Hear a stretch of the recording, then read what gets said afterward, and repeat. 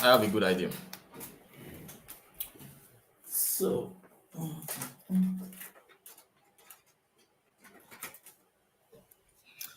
and now can you hear me? What's up, guys? Is it good now? Hello. Is it good?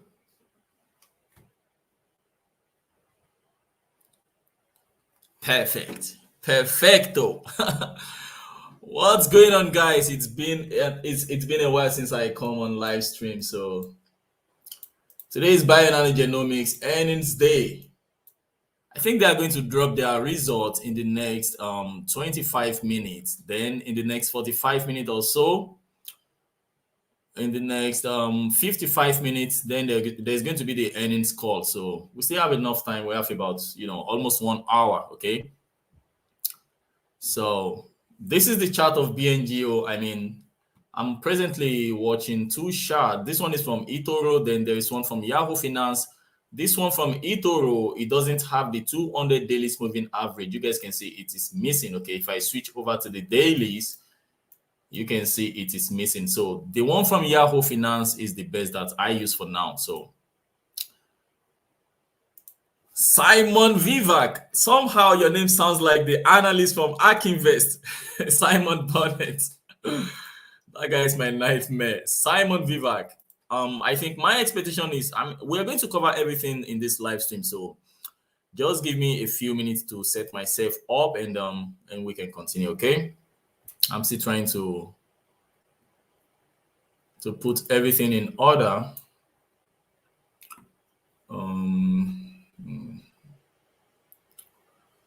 Okay. So this is the one from Yahoo Finance. You guys can see the 200 daily moving average is present in the Yahoo Finance chart, but on eToro it's not available. So you can easily see that we have a support, and any moment. I think the reason why Bngo is not trading higher is because of this. You can easily see the triangle, or or the pennant. It depends on what you want to call it. You guys can easily see it. I mean, we need to get out of this range, okay? We need to get out of this range. We need to blast out of this range. So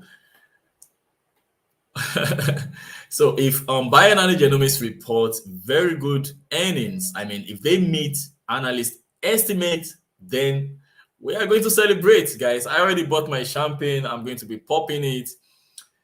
But if it's the other way, if they report, if they don't meet the estimates, then you guys should expect the price to go down. Okay, this is what I'm watching, and you have to be realistic. Okay, I mean, I believe most of you guys, I mean, you guys are not here to to gamble away your money. So we just have to be patient and wait till they report. I don't want to make some kind of crazy prediction, but I mean, I'm watching what you guys are also watching, so we are more or less watching the same thing. So let me get my water, then we can continue. Okay, I'm going to get something to drink, prepare myself, because it's going to be a long evening.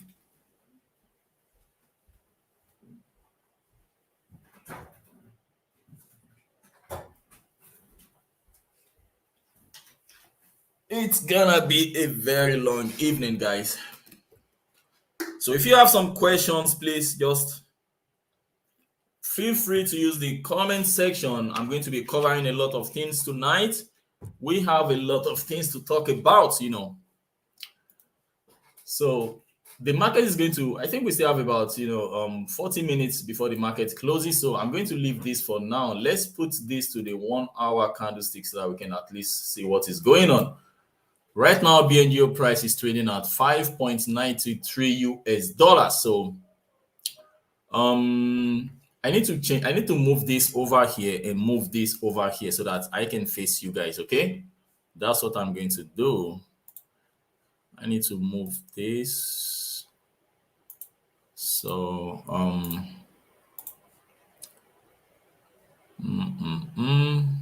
just a second. Remove this.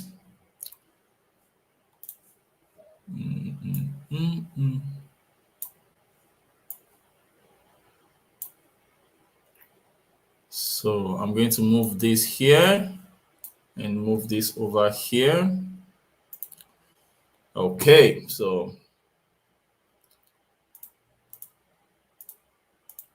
share screen. All right, so now I can face you guys. Now it's good. So I have my comment section and all those technical stuffs on this monitor, and here is my the presentation that I would love to share with you guys. Now this is the price of Bngo. I mean, the price has more or less we haven't been doing. I mean, the price hasn't done anything today. Okay, I mean, I think day traders are messing with us. You guys can easily see on this chart that the price has more or less been going up and down. So if you are a day trader, you must be making a lot of money right now. I mean, you guys can easily see the pattern here. Okay, if you are a day trader, let me put it to the 30 minutes candlestick so that you guys can see. A lot of people have been making money from Bngo, buying, selling, buying, selling. This is the pattern. You sell, you buy, you sell, you buy, you sell, you buy, you sell. That's more or less what they have been doing, guys. I mean, I think they are just waiting for the earnings, okay? I mean, if the earnings comes in good, you guys should expect Bngo to skyrocket, okay? That's what we are expecting. Hello, Thomas. What's up? What's up? By now or after ER?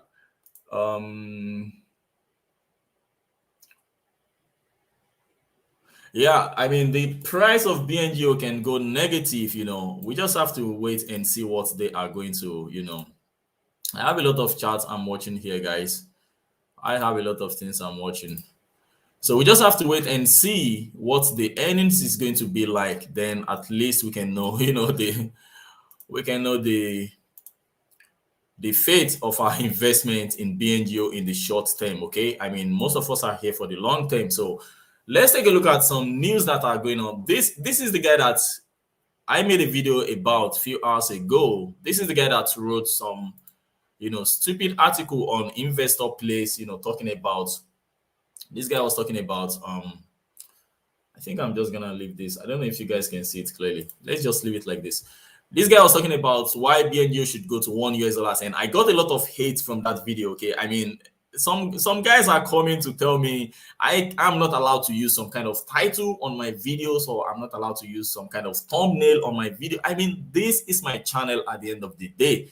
And this channel is for educational purpose, not for anybody that is going to get emotional or something, because I am not a professional. Okay, I mean, I'm just here to share my own experience with Bionano Genomics, and I have to remind you guys that the only reason why I am doing this right now is because there was nobody covering Bionano Genomics in December when I discovered this company. That's why all of a sudden I become a YouTuber. Okay, I mean, I didn't start this channel. When I started this channel, I was not even feeling like a YouTuber for almost for almost 6 months or so, 4 or 5 months or so, until a few weeks ago. That's when I started to feel like I'm a YouTuber or something.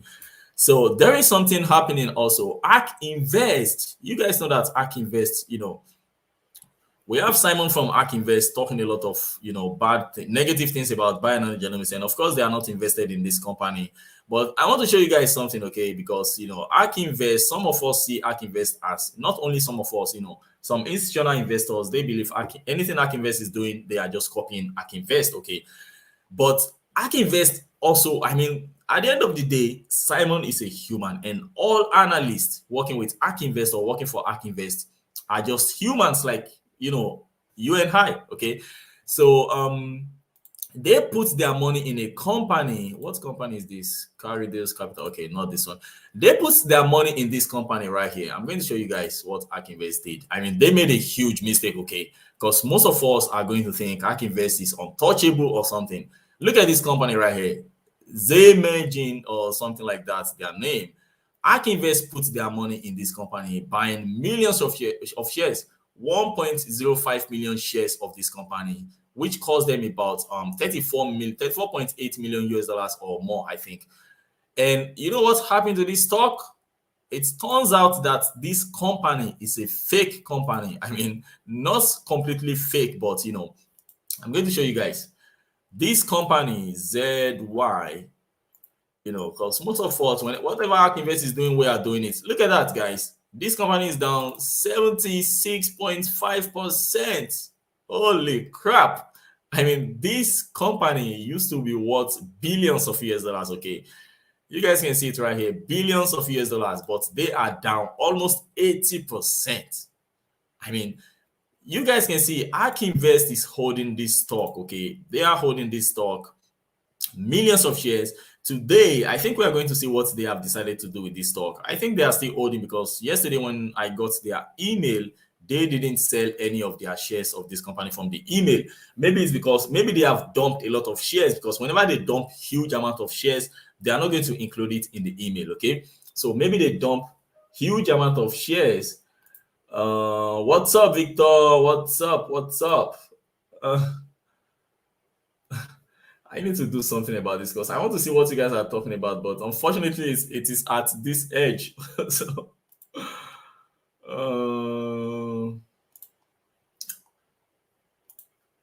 what's up? What's up, everyone?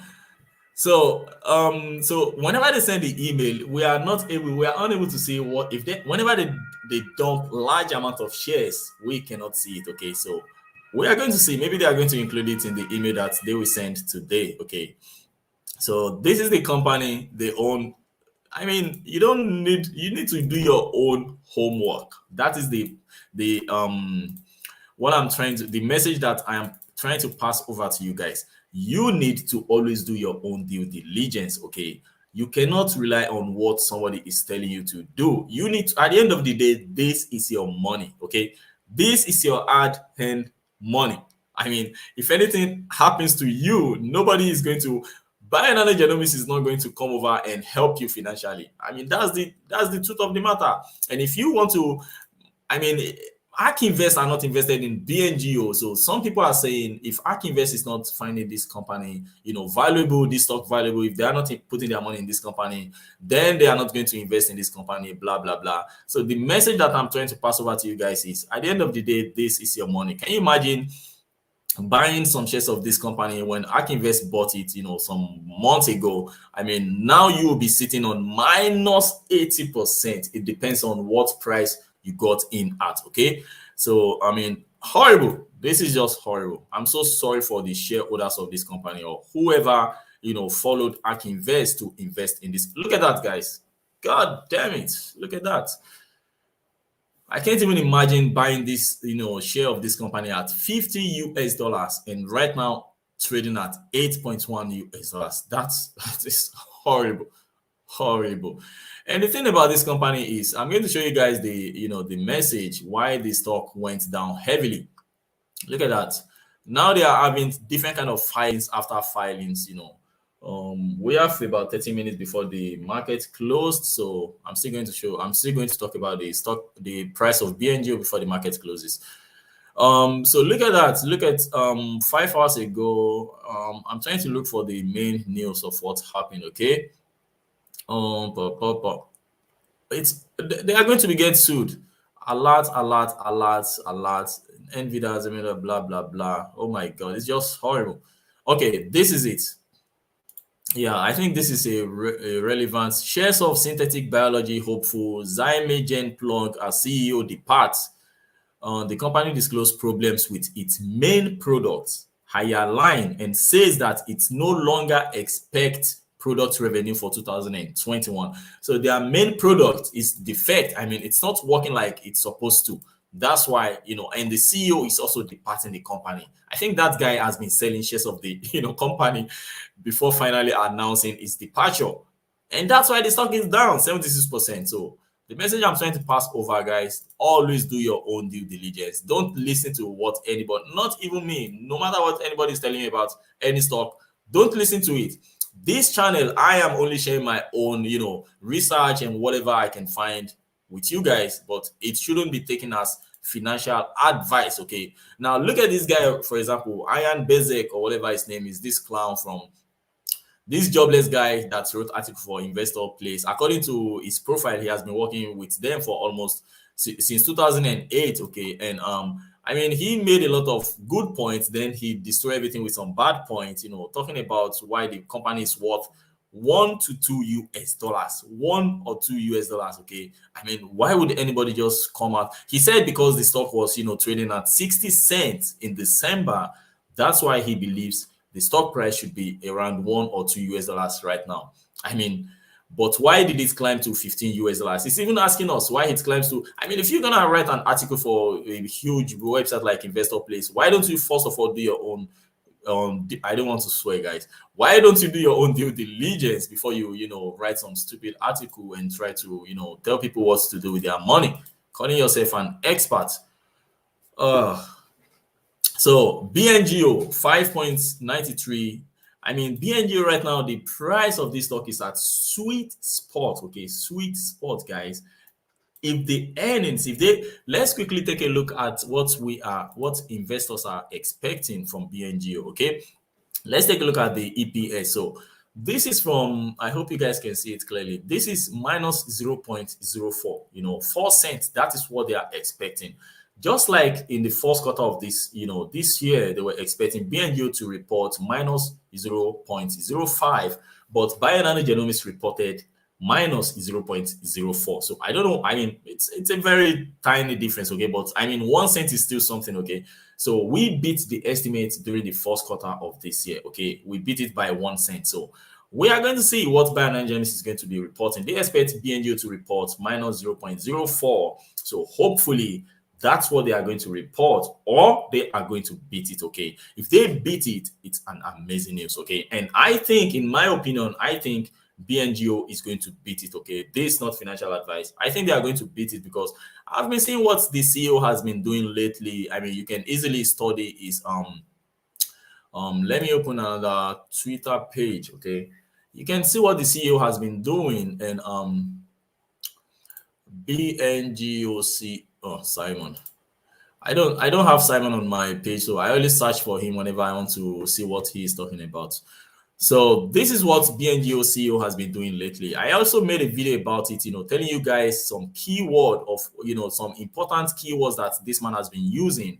Cancer is a disease of structural variation. OGM with our Sapphire system is the best way to find the structural variations driving cancer and study them for better medicine and patient management. So the purpose of the Sapphire, of course, is to dictate social variation that is, wrong with people. And this Sapphire is being used by researchers and clinicians, hopefully, to diagnose. Some people are using the Sapphire device right now to diagnose, and some are using it just for research purpose only at the moment. So what the CEO is saying is their job is to provide all these researchers and clinicians the best device to work with, okay? If researchers can try to figure out what is wrong with human genomes, and hopefully they can come up with a therapy or a medicine or cure, which of course, in my opinion, in the next 3, 4, 5 years, we are going to be seeing a lot of cures for all sorts of diseases, all sorts of rare genetic diseases like cancer or developmental delays or whatever.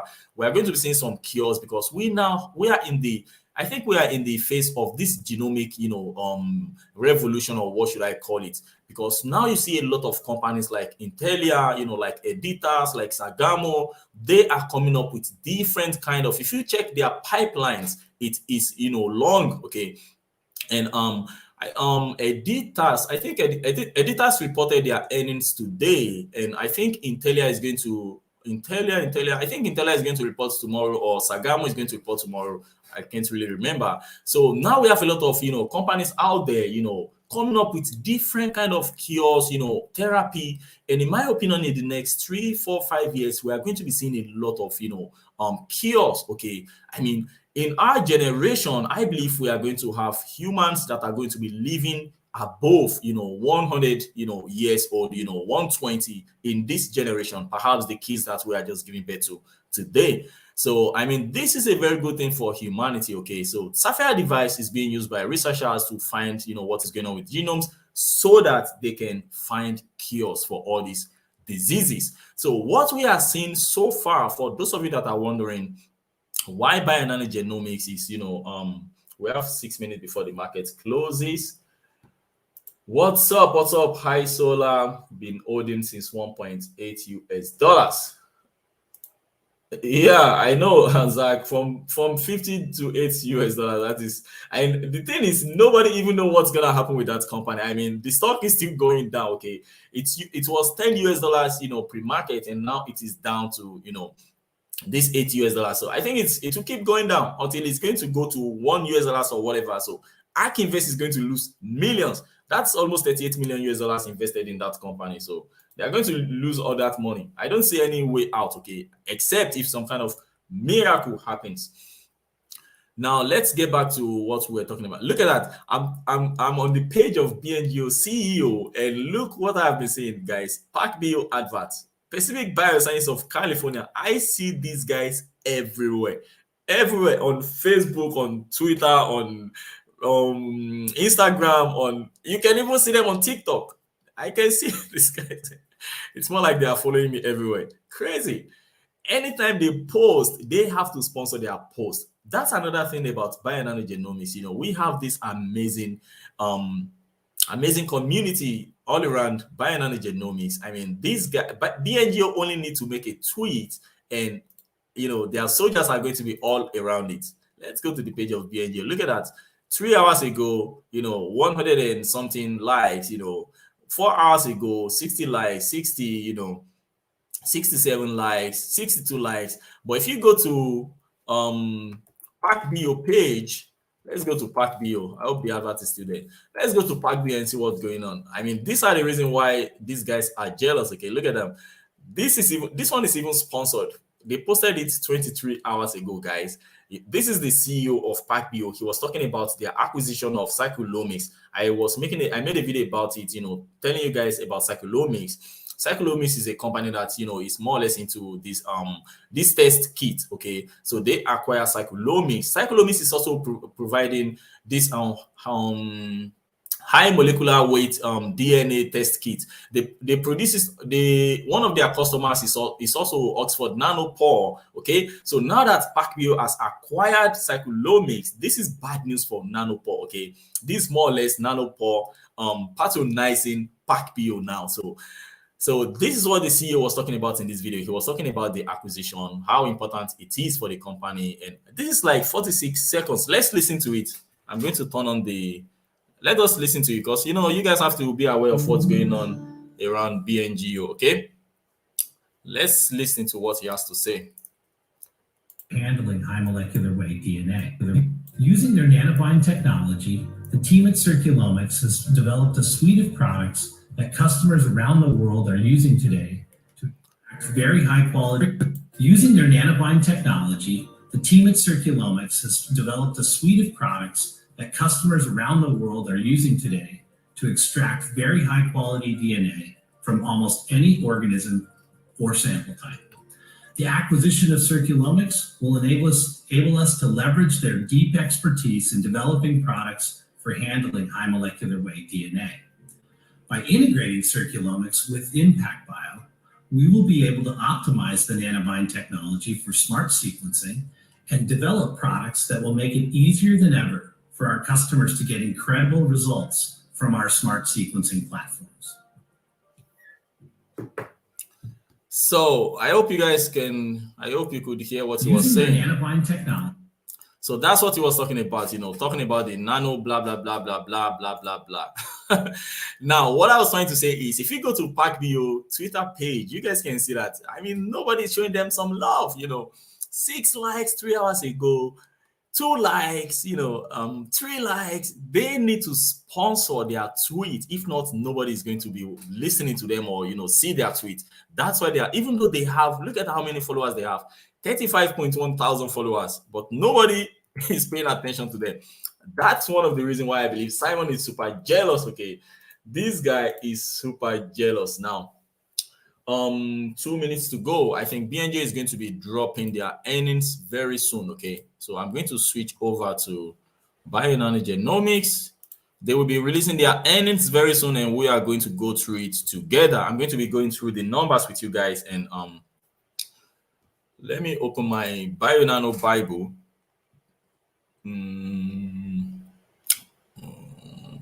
Spreadsheet.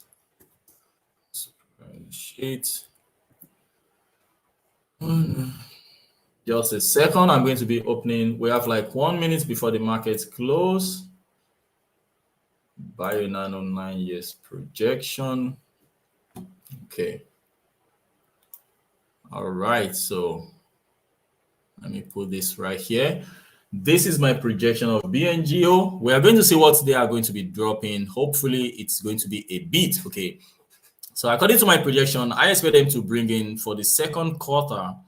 We need to go down a little bit. 4.5 million US dollars in expenses, 12.5 million US dollars. That's how much I expect them to spend in the second quarter. And I expect them to bring in, a total revenue of 4.5 million US dollars. So we are going to see how much. I will just keep refreshing this page and we'll see. And if you have seen it, just let me know in the comment section, okay? Let me go to the Twitter page of Bngo. I'm going to keep refreshing this one. 15 minutes.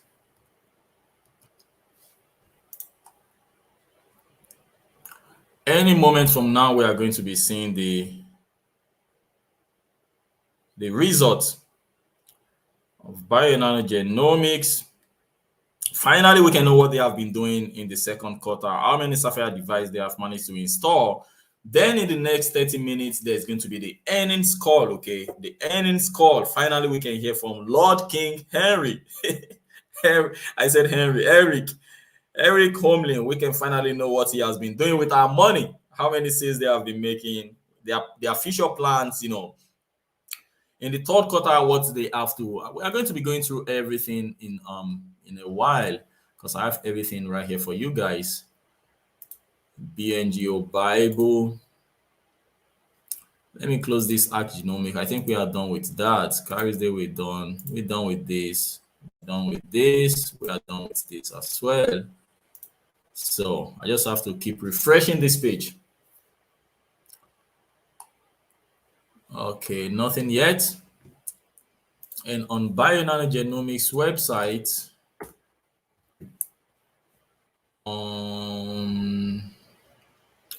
press release.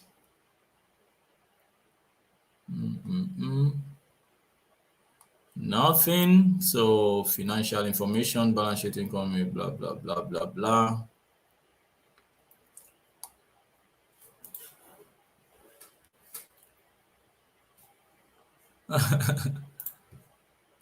So Bngo closed today down 1%. Of course, investors are waiting to see what the earnings report is going to be like, the results. That's why the stock is more or less, it has not been doing anything for the past few days. You guys can easily see how it's been going up, down, up, down, up, down. And a lot of people are making money from this, up and down, this range. If you are a day trader, you are possibly making a lot of money, day trading Bngo. I'm trying to check everywhere to make sure I'm not missing anything. So on their Twitter page, there is nothing yet. We just have to wait. I'll keep refreshing it until we have something. So during the first quarter, let me quickly go over to the Q1 2021 earnings. This is what they reported. 150, so that you guys can see it clearly. So during the first quarter, they reported a total of 3.2 million US dollars in revenue. The cost of revenue 2.1, and operating income loss 11.2 million US dollars, operating expenses 12.2 million US dollars. And they installed about how many Sapphire devices? Q1 financial results, blah blah. 11 Sapphire devices in the first quarter of this year, and making a total of 107 Sapphire devices. So there is nothing yet. We just have to wait and see. Yeah, Park Bio Twitter is a mess. I mean, even of the CEO of Park Bio has, I think he has like 800 or so followers on Twitter, you know. So there is no result yet. I mean, you guys, you just need to ignore what is going on right now, okay? I mean, volatility is allowed. I'll keep refreshing it until we at least have something. On the Twitter page, there is nothing. So this is just, more or less after hour trading, people trying to get in, get out, or whatever it is they are doing. This is going to be super interesting, guys. I am pumped. I am super pumped. Let's see what's gonna happen today. Let's see. But I think they are going to beat it, okay? Because you guys can easily tell from the confidence of the CEO lately, talking about how they divide, how OGM is better than anything else out there, and using all this kind of keyword, epic data, big biology. We believe OGM can drive the next wave of big biology. We will be relentless, okay? He said they are not going to sleep until Bionano Genomics gets to the promised land, until they become a profitable company, okay? Now, here he was using these keywords also. Blue ocean works well in detecting cancer.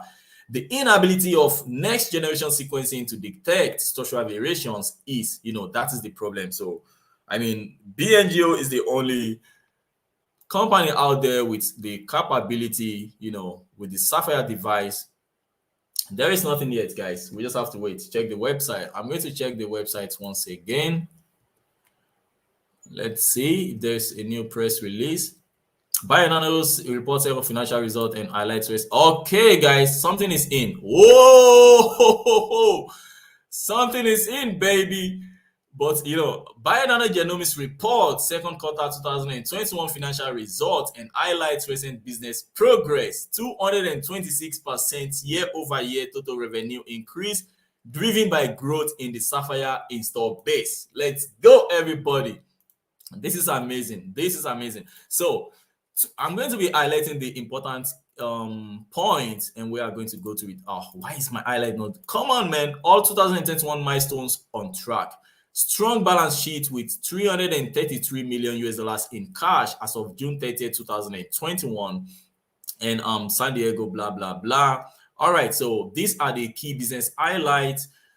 13 Sapphires was installed. That is what they shipped in the quarter ended June 30th. Okay.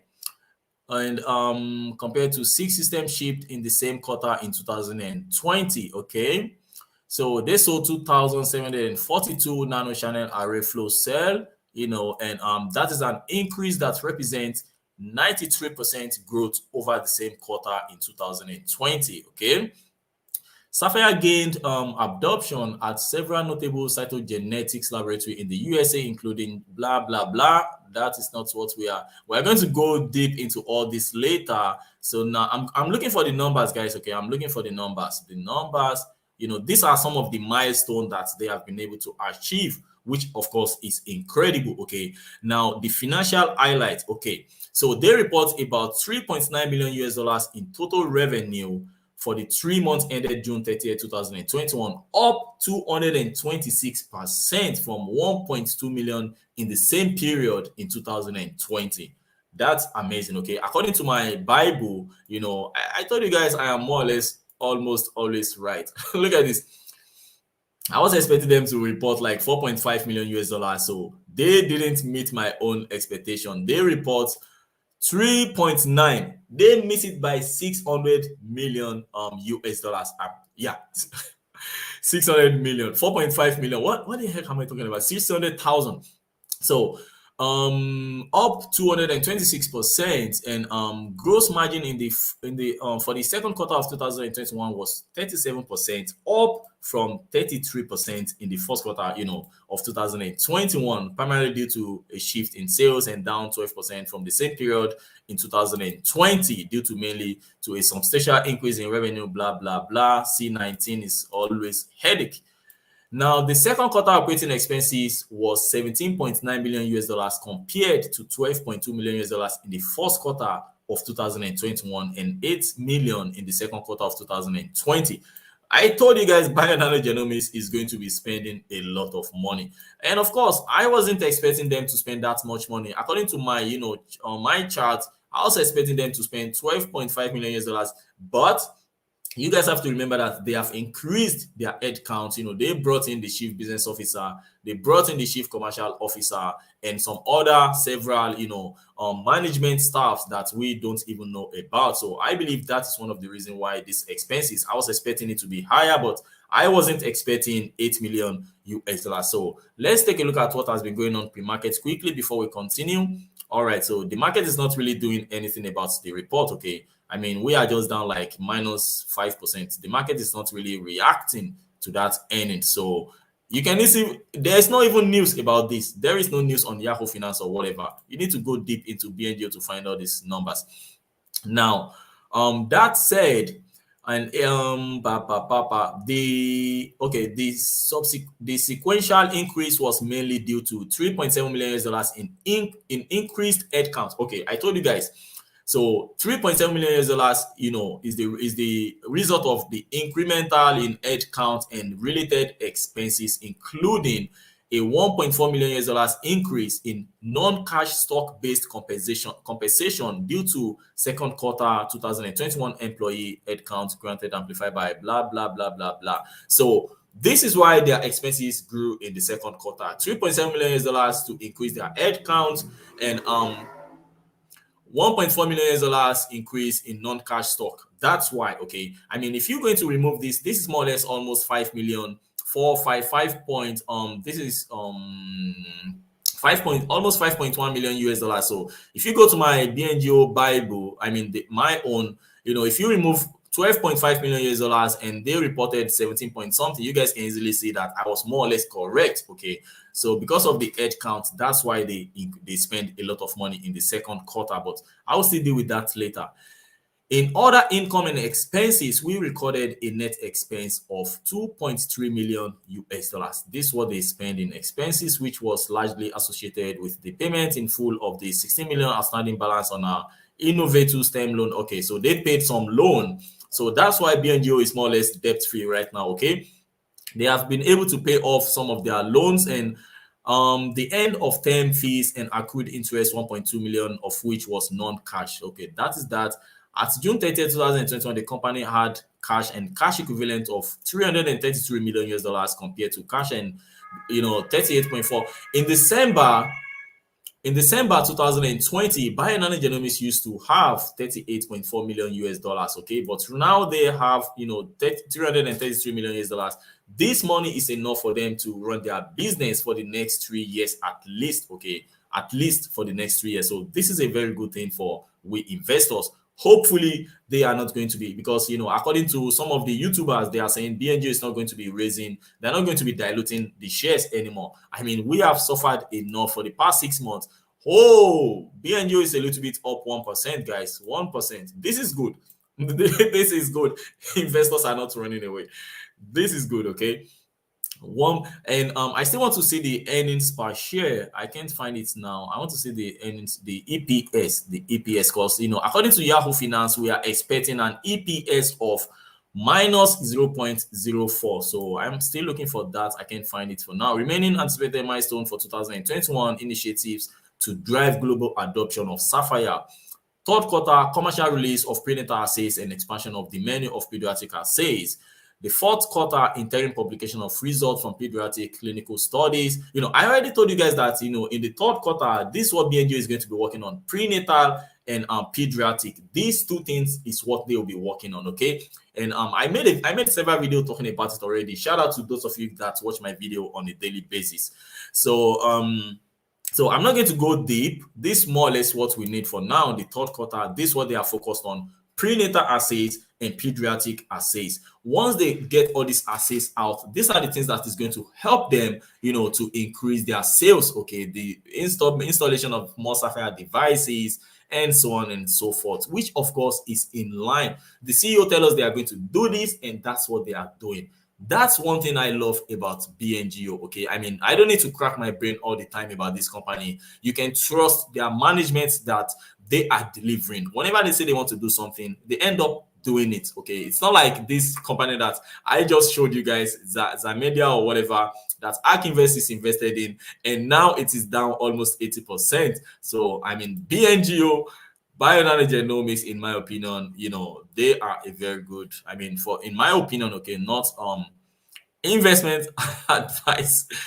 I'm still going to go deep into all these things, and I'll be making videos telling you guys my own, sharing my own opinion with you guys. So these are the things you need to remember. We have 333 million US dollars in cash as at, as of June 30th, 2021, and 226% year over year total revenue increase. That's what we brought in. We brought in 3.9 million US dollars in total revenue. 3.9 million US dollars in total revenue. Okay, in the first quarter, now I need to edit my Bngo. 3.9. You guys can see the first quarter we brought in 3.2. So now we brought in 3.9. So this is good. You guys can see the incremental. Okay, total revenue first quarter 3.2, now 3.9. They increased the installment. How many Sapphire devices? Once again, they installed about financial, not financial, we need to go up. 13 Sapphire devices. So they installed 13 Sapphire devices in the second quarter. In the first quarter, you guys can see they installed about, I hope I have it written down somewhere here. No, I don't. So in the first quarter, they installed 11 Sapphire devices. In the second quarter, they installed 13 Sapphire systems. I mean, this is still very little, because the CEO said they want to install 150 Sapphire devices. Okay, so now this brings us to a total number of 121 Sapphire devices. So first quarter to second quarter, we have 121 Sapphire devices installed in total, and their plan is to target 150 Sapphire devices till December. So they need more or less to install 15 Sapphire devices in the third quarter of this, this year, and in the fourth quarter of this year, they have to install another 15, 14 Sapphire devices. So let's say they are going to install 14 Sapphire devices in the third quarter. Then in the fourth quarter, they are going to be installing 15 Sapphire devices, which in my opinion is perfect. Okay, this is perfect because we have more or less every quarter is more or less like we install 11 in the first quarter, we install 12 in the second quarter, maybe in the third quarter we are going to install 13, then in the fourth quarter we are going to install 16. Voila, we have 150 Sapphire devices installation according to the CEO, because that is his plan. Okay, that is what he wants to install in the in this year. Okay, in 2021, let me see if I can find it somewhere there. 2021 Sapphire devices, blah. Okay, so this is it. You guys can see targeted installed base of 150 systems. That is what they are targeting. Okay, potentially a 50% increase over year end 2020. So if they manage to install 150 Sapphire devices in 2021, that means they installed 75 Sapphire devices in 2020, and that is more or less a very good news. I mean, this is more or less a very good news. So in 2021, we will see what they are going to be installing in 2021. Whoa, we are up 3.5% after hours, guys. 4% after hours. This is amazing. So it means, the investors love what they see. They love what they see. Now, let's quickly take a look at the technical. I'm sorry, guys. I'm still going to read your comments because I'm not reading any comments right now. And we have like 11 minutes till the web. I need to log into the webcast, guys. Just give me a second. Let me quickly log into the Bngo. I need to log in. We have like 11 minutes to go. Bionano Genomics is not disappointing. I mean, they meet up. Bngo.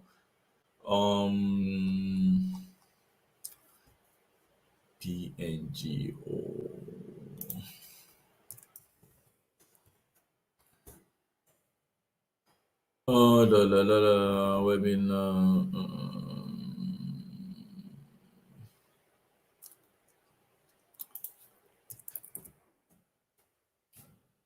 Bionano Genomics earnings. I'm looking for the confirmation, guys. Just a second.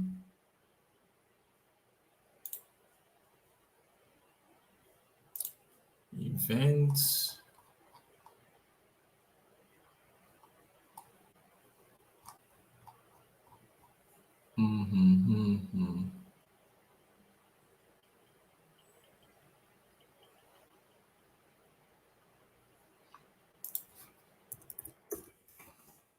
I should have done this earlier, you know. I should have done this, but I just have to. Okay, I found it. Guys. That was a little bit. So there is nothing right now. I found it. I'm going to bring it over here. Wait just a second. Let me first of all remove this. Dump it somewhere here. Get rid of this crap. Let's even see if Dr. Eric has made a tweet. I mean, maybe he has said something about the earnings or not. Nothing. He hasn't said anything about the earnings. And Bionano Genomics, nothing. There is also nothing from Bionano Genomics. Bionano Genomics will report second quarter 2021 financial result and host a conference call and webcast today. So we have about 10 minutes today. You guys can see it right here. So once they go live, I'm going to be hosting you guys and let you know what's up. I'm going to let you know what's up. We have like 10 minutes left, okay? We've got like 10 minutes left. So nano channel, they sold about 2,742 nano channels, but in the first quarter, let me see how many nano channels they sold in the first quarter of this year. Operating income raised to the product, service, and revenue, $1.1 million US. But I can't really find it, guys. I can't find it. The only thing I can find is how much they made. Okay, I mean, you can see it right here. How much they made from Sapphire sales, product revenue. You know, 2021. This one 2009, 2021. Okay, this is it. 2021 assets, liability, product revenue. Okay, so $2 million US. That's how much they made from Sapphire sales, and they made like $1.1 million US from the sales of the the services and others, more or less like the consumables. They made like they made about $1.1 million US. So we still have. I don't know why there is still no post on Yahoo Finance about this report. Oh, thank goodness it is available, guys. This is from Global News. Globe News Wire. This always the best source whenever it comes to Bionano Genomics earnings. Okay, it's always the best source. So now I can see the numbers. This is good. Now I can. So you just have to go down, and you can find it. Yes, these are the numbers. So cash and cash equivalents 333. Just like we already saw. Okay, they have about $333 million US in cash. And inventory 4.8, accounts receivable, blah blah blah. EPS. I need to see the EPS. Earnings per share.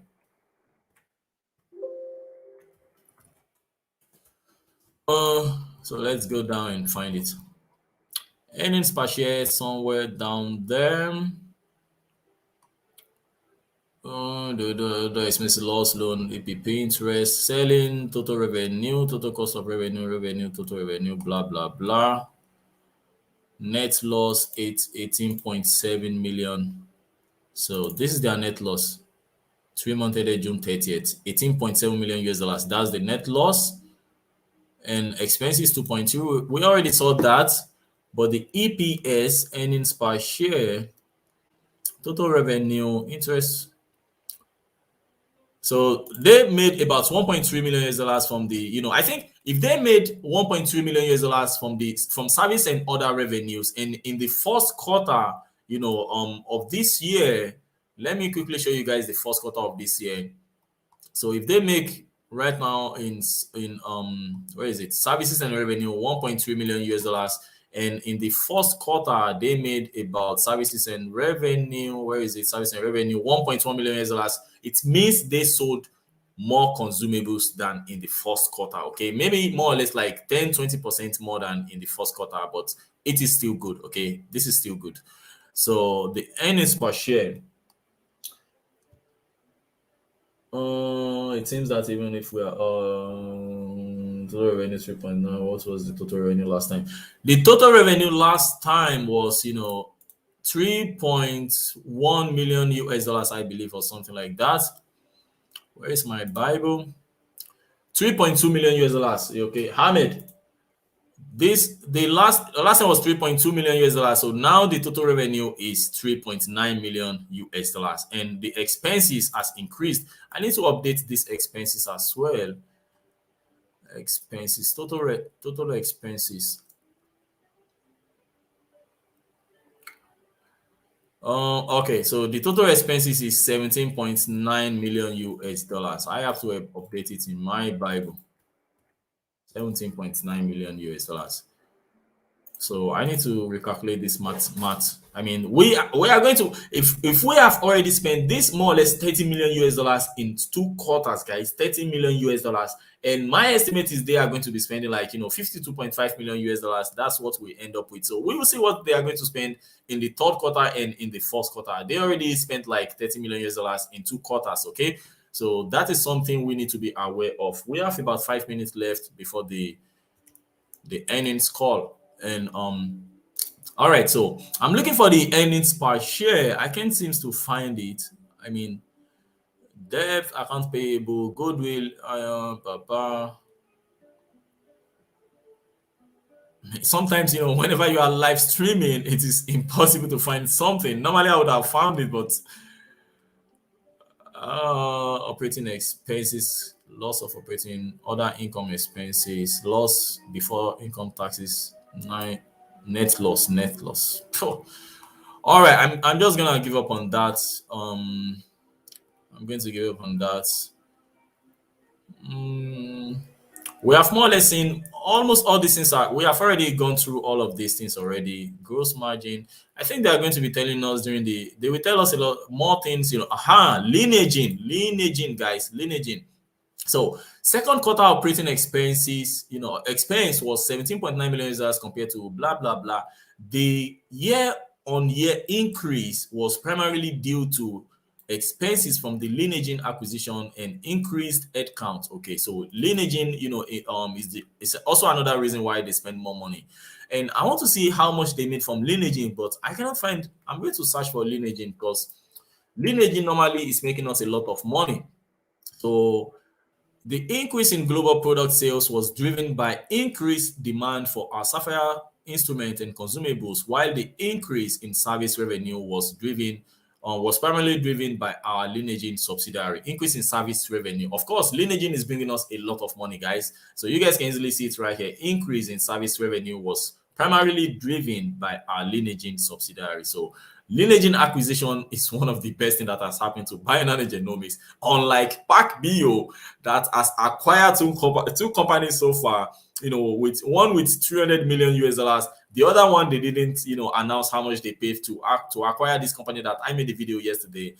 I mean, lineaging is doing very good for us because, some of you guys ask me, Dayo, why is Bionano Genomics not acquiring a new company and so on and so forth? In my opinion, I think we are doing good so far. We just need to sell more Sapphire devices, guys. We need to sell more Sapphire, nothing else.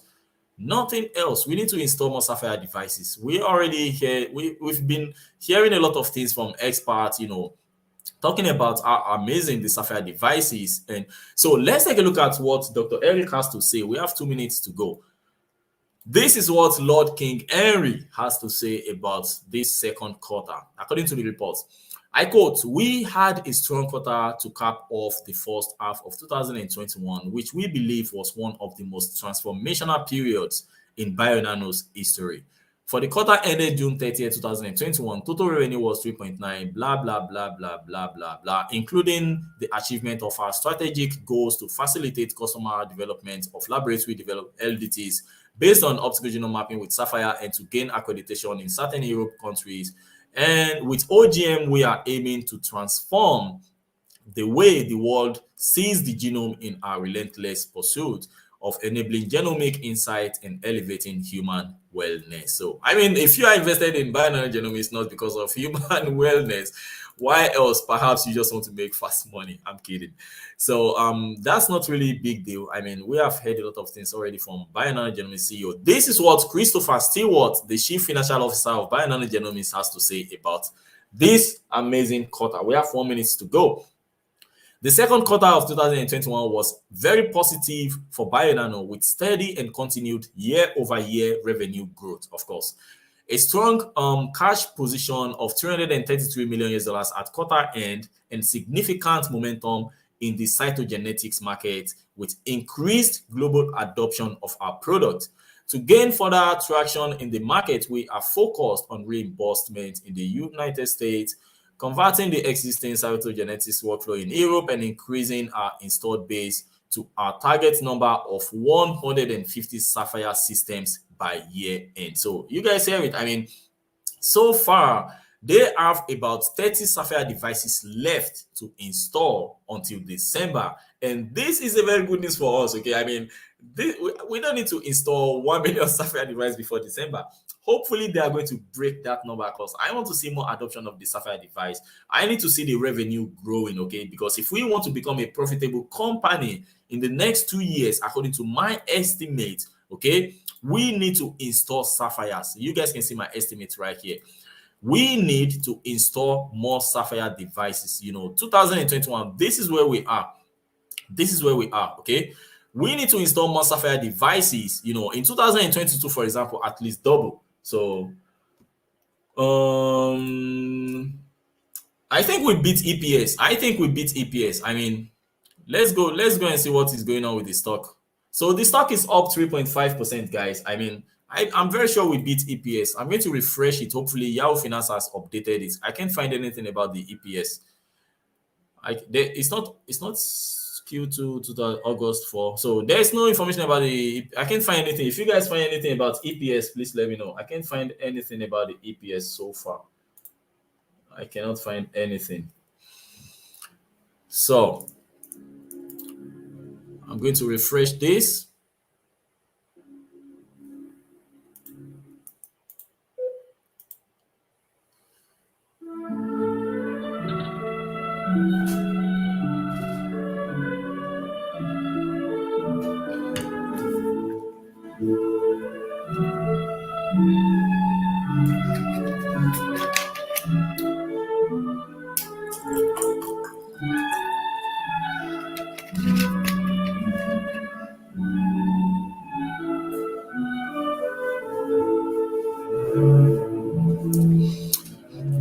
So nothing so far.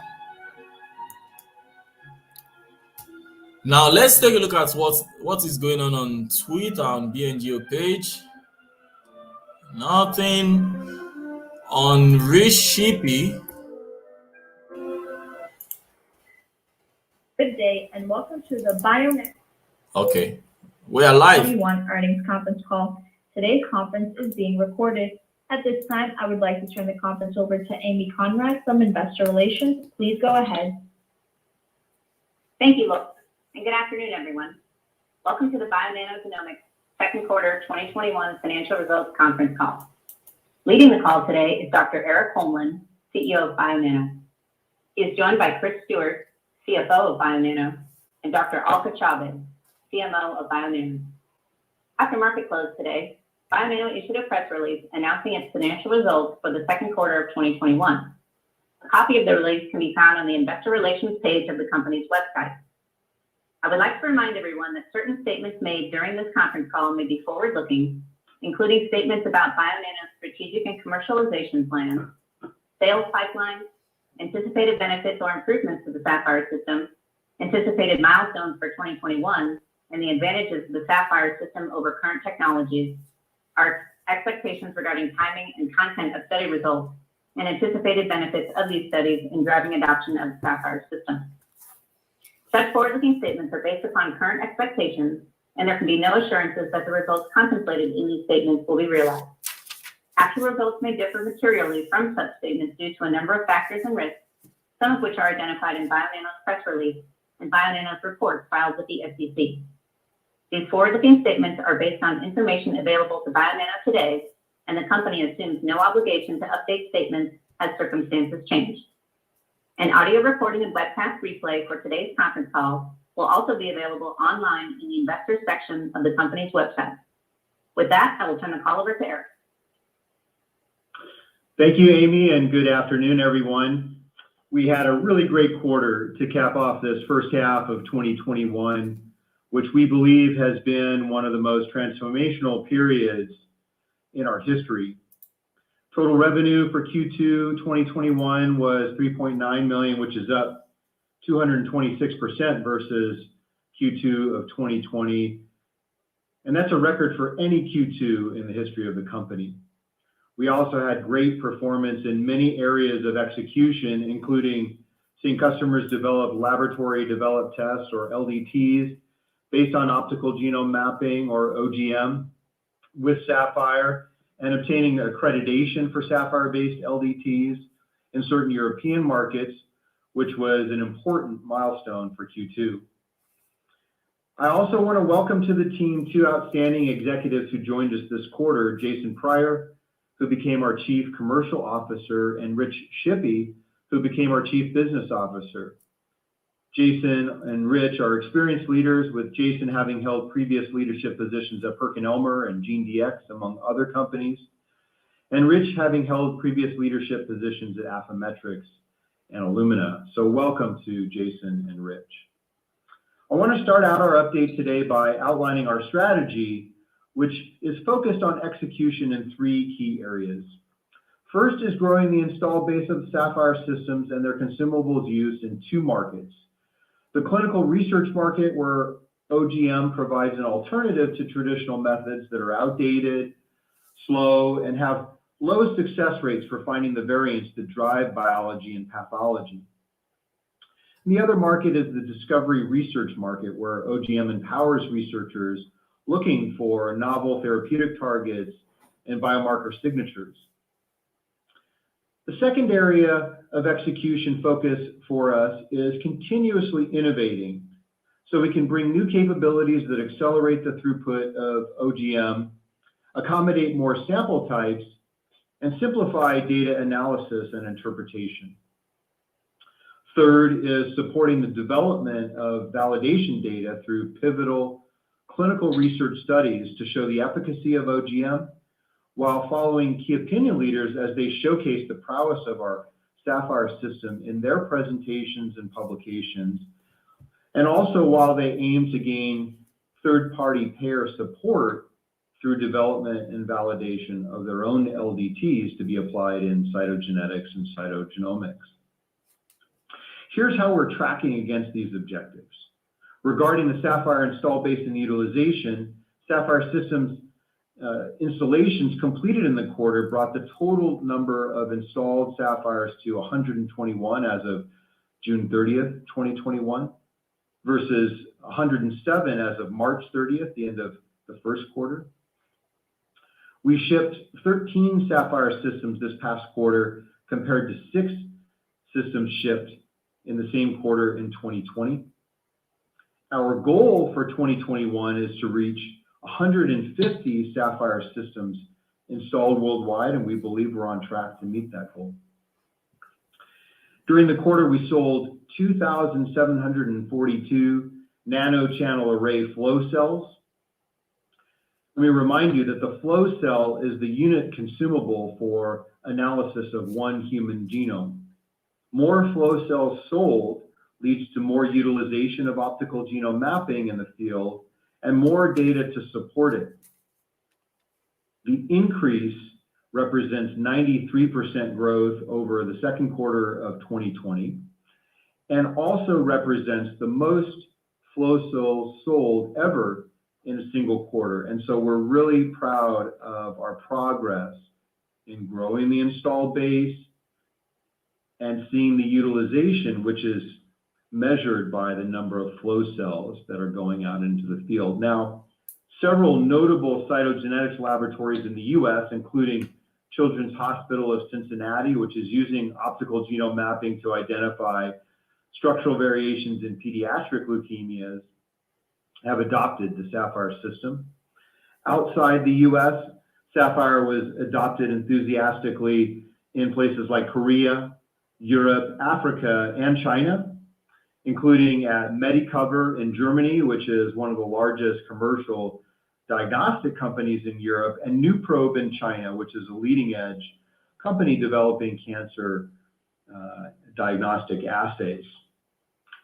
In the United Kingdom, Sapphire was adopted by two large laboratories that belong to the National Health System of the UK. Those are King's College Hospital in London and the NHS Regional Genetics Laboratory in Belfast City Hospital. And so that actually gives us Sapphire systems at all of the most significant sites in the United Kingdom doing cytogenetic and molecular pathology analysis. Regarding our progress in innovation, we continue to improve optical genome mapping with Sapphire by making it easier, faster, and more cost-effective to operate. So this quarter, we released new protocols for isolating ultra-high molecular weight DNA, and that allows us to commercially support lower sample inputs, meaning smaller quantities of cells coming from a particular sample. It allows us to get down to as few as 500,000 cells from a single sample, which is really impressive. Our instrument control software has been updated to include the newest version of what we call Sapphire Assure. And this is designed to enable system monitoring for predictive failure analysis and prevention to maximize Sapphire uptime. And this is critical as the install base grows, so we can monitor it and make sure that customers' product is performing as it's intended. We are on track now to release in Q3 novel assays that will expand into different sample types for genetic disease and cancer analysis. And we are on track to release a significant update to our analysis software, which will streamline cytogenetic data analysis for clinical research and assay development. And so we'll look forward to updating you on that progress in our next call. Our project to build the next generation Sapphire system, which we expect to have the ability to run up to 70,000 samples per year by the end of 2023, is on track. And we anticipate completing the first prototype system by the end of 2021. And lastly, in innovation, on May 4th, we were issued a patent entitled Methods and Devices for Single Molecule Whole Genome Analysis, which covers novel labeling methods that complement our whole genome approach. They allow us to target certain areas of the genome and provide a higher level of resolution below the typical 500 base pair cutoff of OGM with Sapphire. And so this was an important IP for us to get. Lastly, I want to talk about the progress we've made in proliferating data that validate optical genome mapping and demonstrate its incredible scope of utility. And this is not only our own work, but it's work by customers who are using the Sapphire system, and they in turn influence prospective customers who are seeking to adopt the technology. And so it's really important to see this progress at conferences and in the literature, because that's a precursor to adoption and sales. We had the largest presence to date at the 2021 annual clinical genetics meeting of the American College of Medical Genetics and Genomics, which is known as ACMG. That was held in April. It featured 16 presentations by Sapphire customers and Bionano scientists, which is nearly triple the number presented last year, and based primarily on work done in the United States. And so that's really exciting progress for us. Our users delivered overall a record number of presentations featuring optical genome mapping at the 2021 European Cytogenomics Conference. And the data presented there by leading key clinicians and in their posters showcase optical genome mapping as a superior solution for genomic analysis in leukemia and genetic disease. One presentation in particular from Dr. Barbara de Wally at Leuven in Belgium outlined their implementation of optical genome mapping in a new workflow focused on pediatric ALL patients that was 21 days faster with OGM compared to the traditional method. So imagine a patient who is being evaluated for blood cancer and then being able to get their results 3 weeks faster than they can with the traditional methods, and how that can impact and change management of these patients. It's really incredible. And then just this week at the 2021 Annual Cancer Genomics Consortium meeting, which is one of the most important cancer genetics meetings in the world, our customers delivered 10 presentations that highlight the benefits of optical genome mapping for clinical research applications ranging from solid tumor analysis to hematologic malignancies, products of conception, pre and postnatal genetic analysis. So you can see that the scope of optical genome mapping is being defined, and it's very broad. And these customers have spoken about the incredible enthusiasm they have for bringing in this technology over the traditional methods. And they've also emphasized that they've been waiting for this kind of solution for a long time. And so we're really excited about the progress there. Now, overall, with regard to publications, which is an incredible leading indicator of interest and utilization of the technology, year to date, there have been 111. And that includes 49 new publications in the second quarter. And I would note that that's the most publications on OGM ever in a single quarter. And so those are the kinds of metrics that we want to see.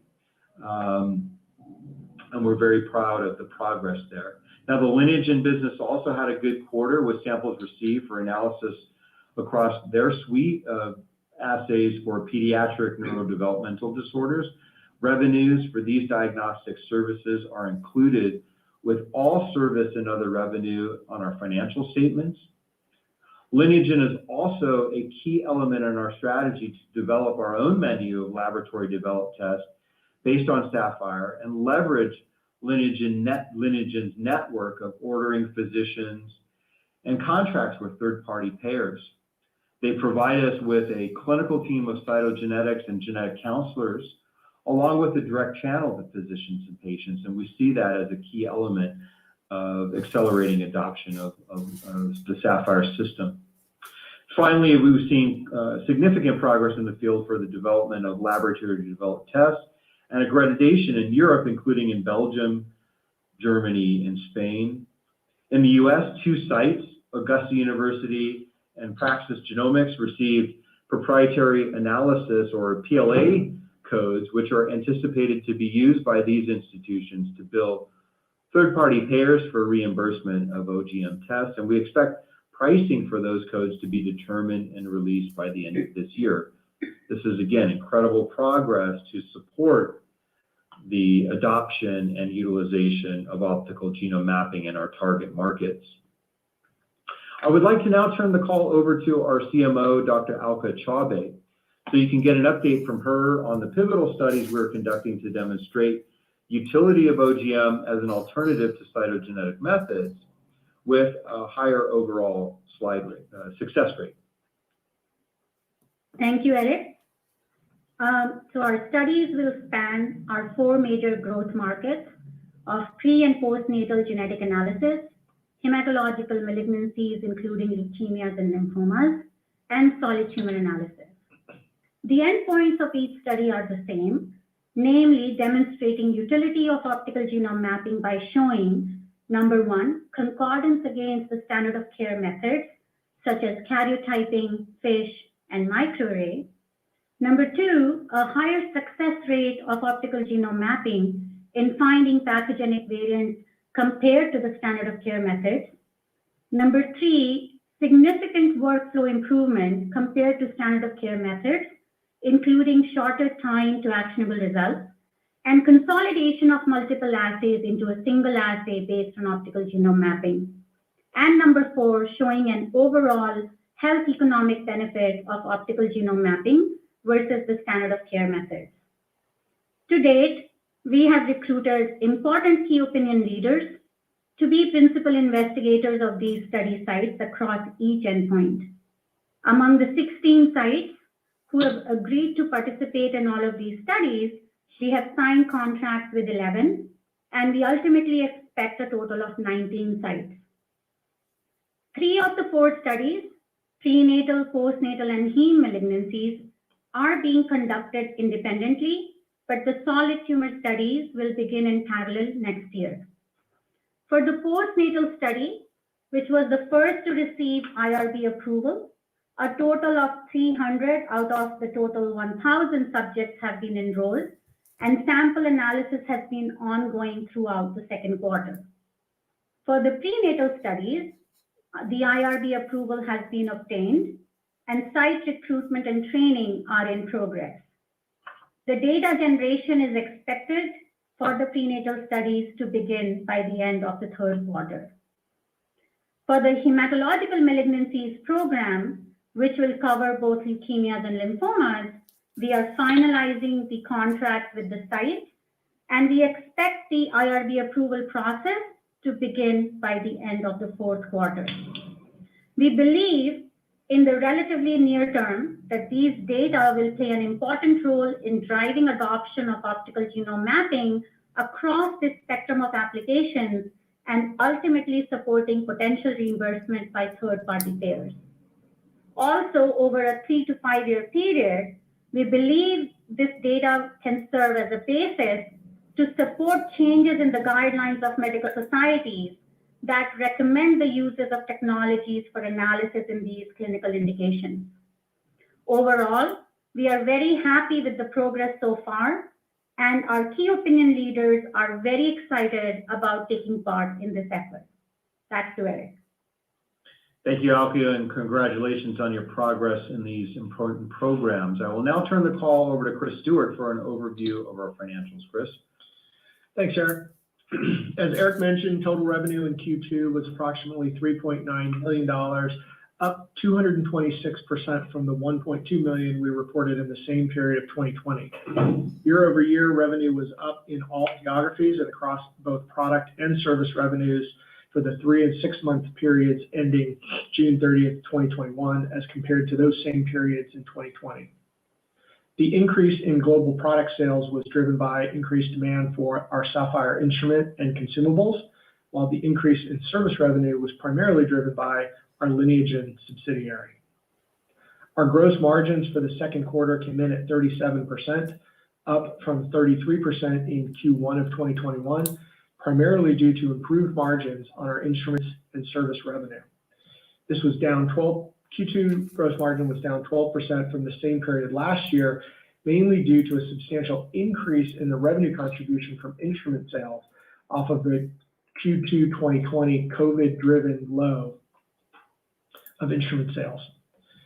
Second quarter operating expense was $17.9 million compared to $12.2 million in the first quarter of 2021 and $8 million in the second quarter of 2020. The year-over-year increase was primarily due to expenses from the Lineagen acquisition and increased headcount and headcount-related spending as we build out all facets of the organization to support our expected commercial progress. In addition, in the second quarter of 2020 was affected by COVID-driven cost-saving measures, including an across-the-board salary reduction. So Q2 was a very low baseline. Q2 of 2020 was a low baseline to compare against.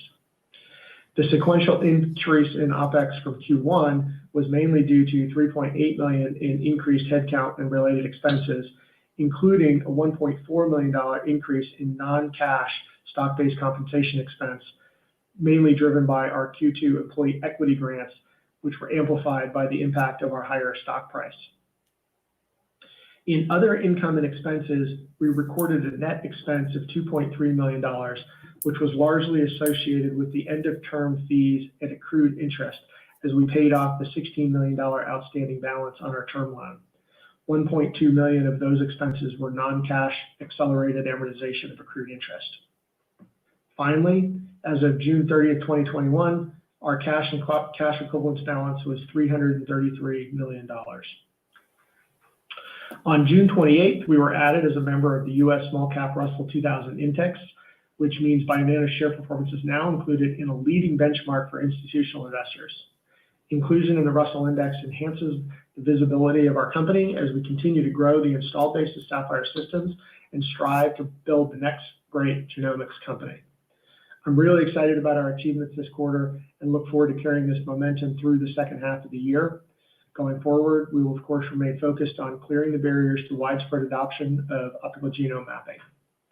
With that, I will turn the call back to Eric to discuss upcoming milestones for the year, and then we'll open up the call for Q&A. Eric?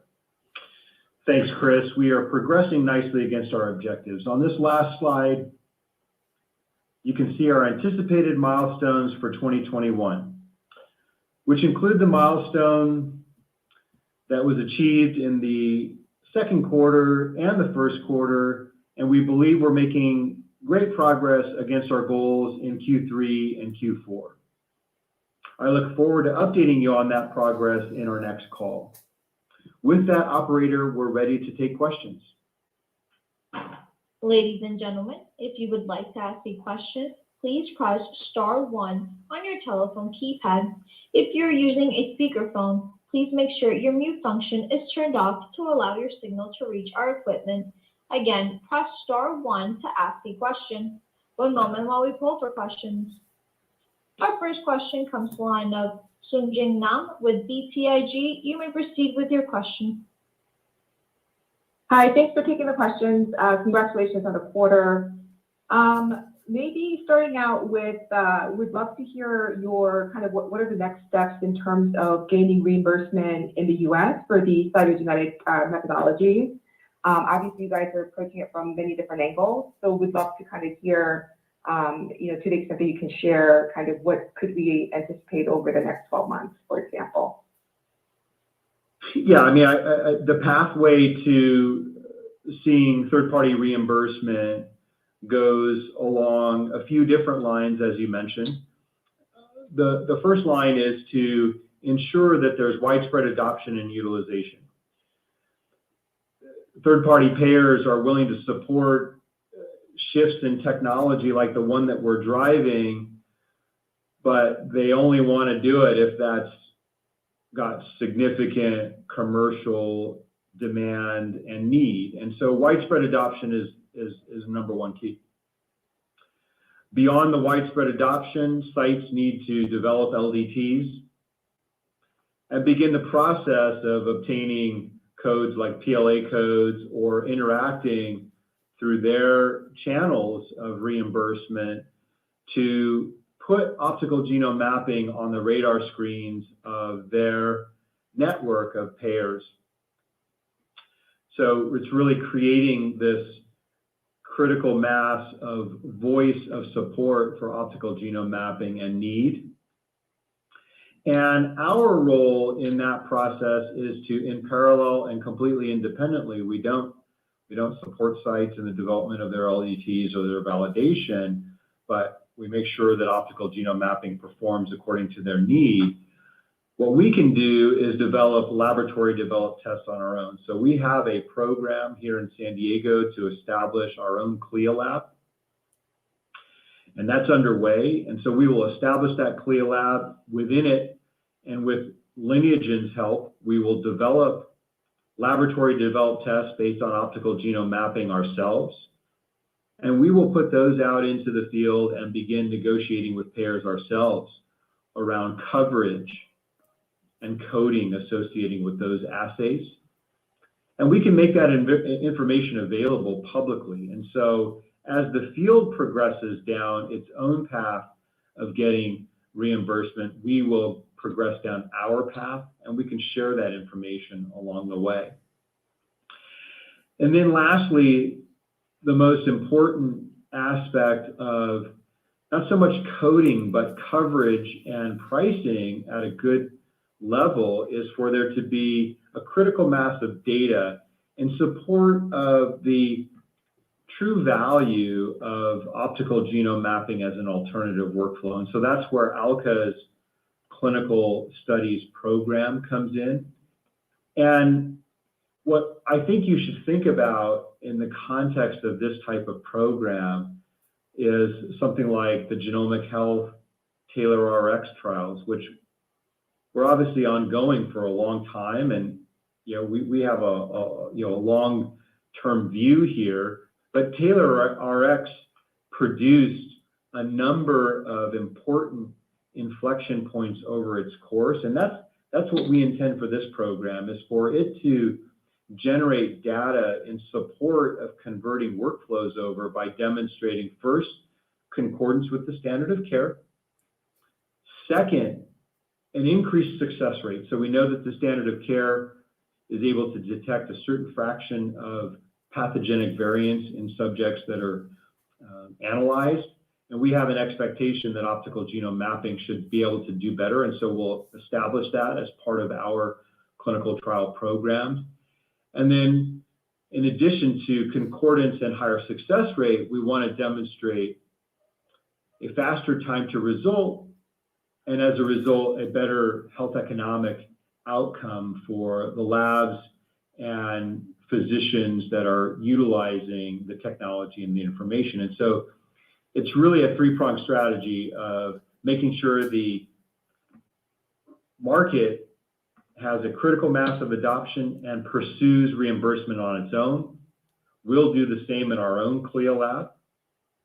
And then we'll provide the data that support the claims around the value and utility of the technology. And those programs are all ongoing in parallel. And we expect to see results clearly over the next 12 months. Just this period, we saw two sites, Augusta University and Praxis Genomics, getting PLA codes for optical genome mapping assays.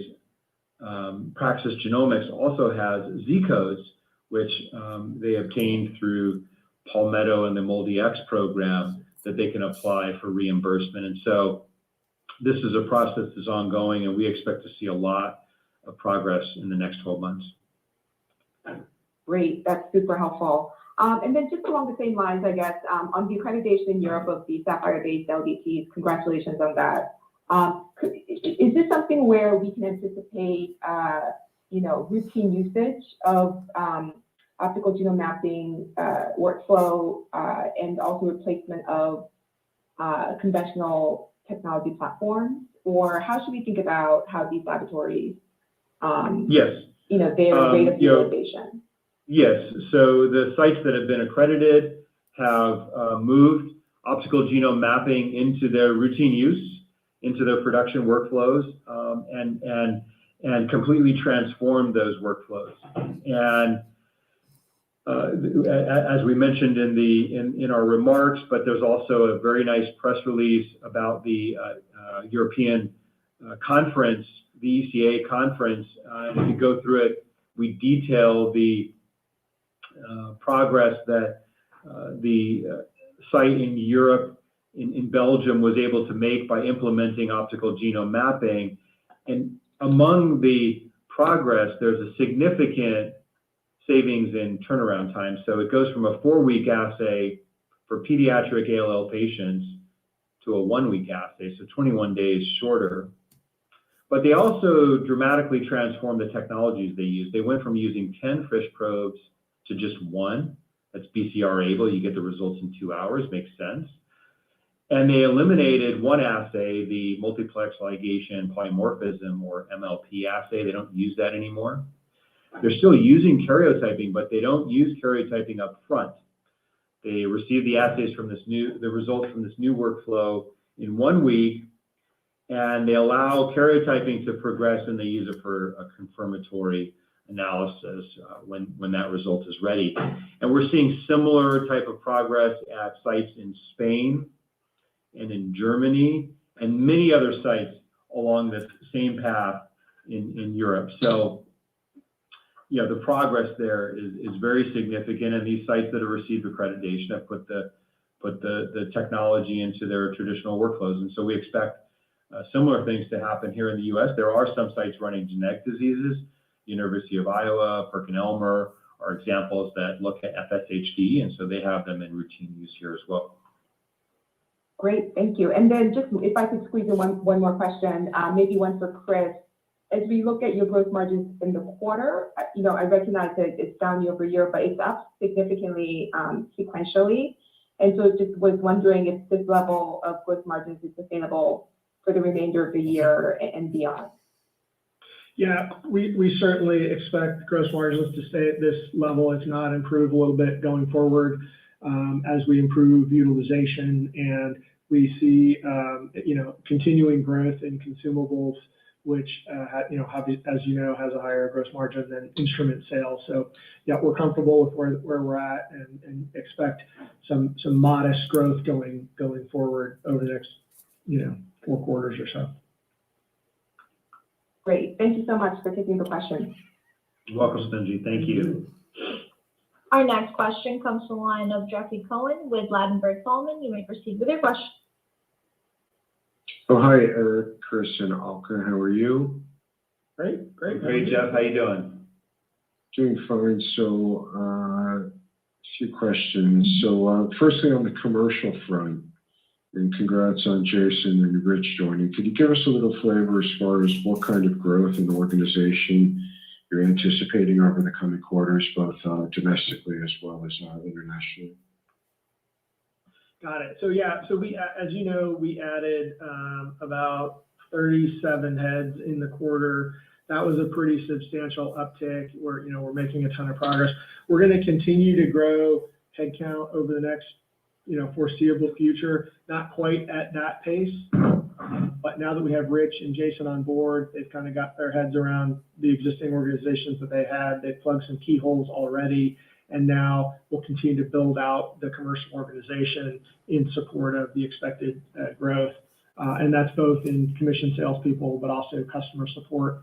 The types of customers that we're working with now require more support, and we're putting that organization in place now. So continued growth, not quite at the same pace as Q2, a little bit more measured than that going forward, but we will continue to build out that organization. Okay, got it. And could you give us a sense, I guess maybe a question for Eric or Alka, on the commercial channels out there being, clinical research and discovery research. Can you talk a little bit about the TAMs and talk a little bit about the focus from a commercial standpoint? It looks like you're making strong progress on virtually all fronts commercial. Yes, so what we see is that we are pursuing 2 markets which are addressable by optical genome mapping today. The first is that clinical research market where optical genome mapping is an alternative to traditional cytogenetic methods.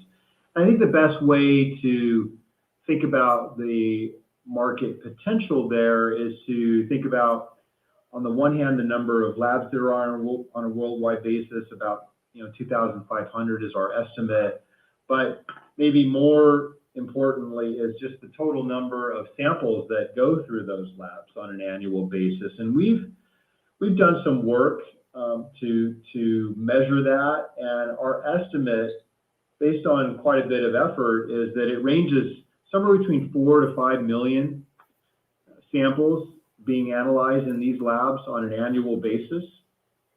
And so that's kind of the available market for us in those areas. And I would want to emphasize that that's hematologic malignancies and genetic diseases, primarily blood samples. We're not including solid tumor analysis in there. We were not precluded from addressing that, but clearly the low-hanging fruit for us is for analysis of blood samples in areas of genetic diseases and leukemias and lymphomas. Solid tumors is an expansion opportunity for us. So that's that sort of cytogenetics side. And when we estimate the size of that opportunity, it's in the $2 to $3 billion range. When we look at the discovery research segment, we think about optical genome mapping as being a complement to cutting edge research in genetics. So mostly the applications of sequencers, but it could be other techniques, single cell analysis, RNA-seq, gene expression, but basically areas in research where optical genome mapping complements existing tools. So we're not trying to convert anything. We're coming in and adding new capabilities. And the way that we've kind of estimated that opportunity is to look at the total number of sequencers out there, and then segment that a little bit by saying, well, such as sequencers, it's kind of like whole genome sequencers or higher throughput sequencers. So anything that like Illumina has out there that's a NextSeq or higher throughput, we feel we would complement. So there's about 6,000 of those sequencers out there, and so 6,000 Sapphires, $75,000 to $150,000 of annual consumables pull through. That's another 6,000. That's another couple $2 billion. So we estimate that market opportunity to be broadly speaking in that $2 to $4 billion range, and that does not include things like solid tumor analysis, any forms of screening, population genetics. These are all market expansion opportunities for us. Got it. That's super helpful. And then last, briefly, any commentary as far as any flavor on the sales of the actual Sapphires themselves, as far as you're going, direct all-in sales or earn-outs or leases, and then any commentary on throughput developments, as far as you had spoken previously about some increases as far as microchannel throughputs on a daily or weekly basis. Yeah. I got to correct you on this nano channel. Microchannel is too easy. Nano channel is harder, and that's the only big difficult challenges. But with regard to the types of deals that we're doing, I think it's pretty evenly split between purchase and rental. And there's some difference in the markets. I would say that on that clinical research side, in the cytogenetic transformation, they would be majority rentals, and on the discovery research, it's majority purchase. But all together, it's probably pretty evenly split. We don't break that out. One of the reasons we don't break it out is that rentals convert to purchases. So we don't want to confuse anybody right now. And we just talk about the installed base, but it's pretty evenly split. Super. I got it. Nano channels. Thanks, Eric. Thank you. Thank you, Jeff. Our next question comes from the line of Jason McCarthy with Maxim Group. You may proceed with your question. Jason. Hey there. Thanks for taking the question. Congrats on the quarter. Yeah. Thank you, Jason. Hey, Jason. So I wanted to see if you could give us an idea of how many customers have started using Sapphire in a routine diagnostic setting, and what the typical process is for someone to move Sapphire into routine use.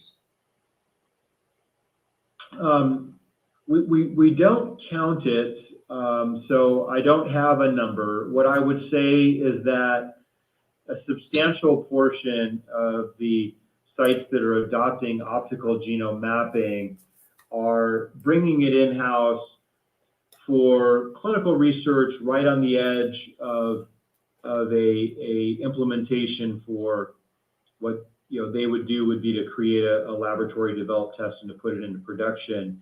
So the majority are headed in that type of a direction.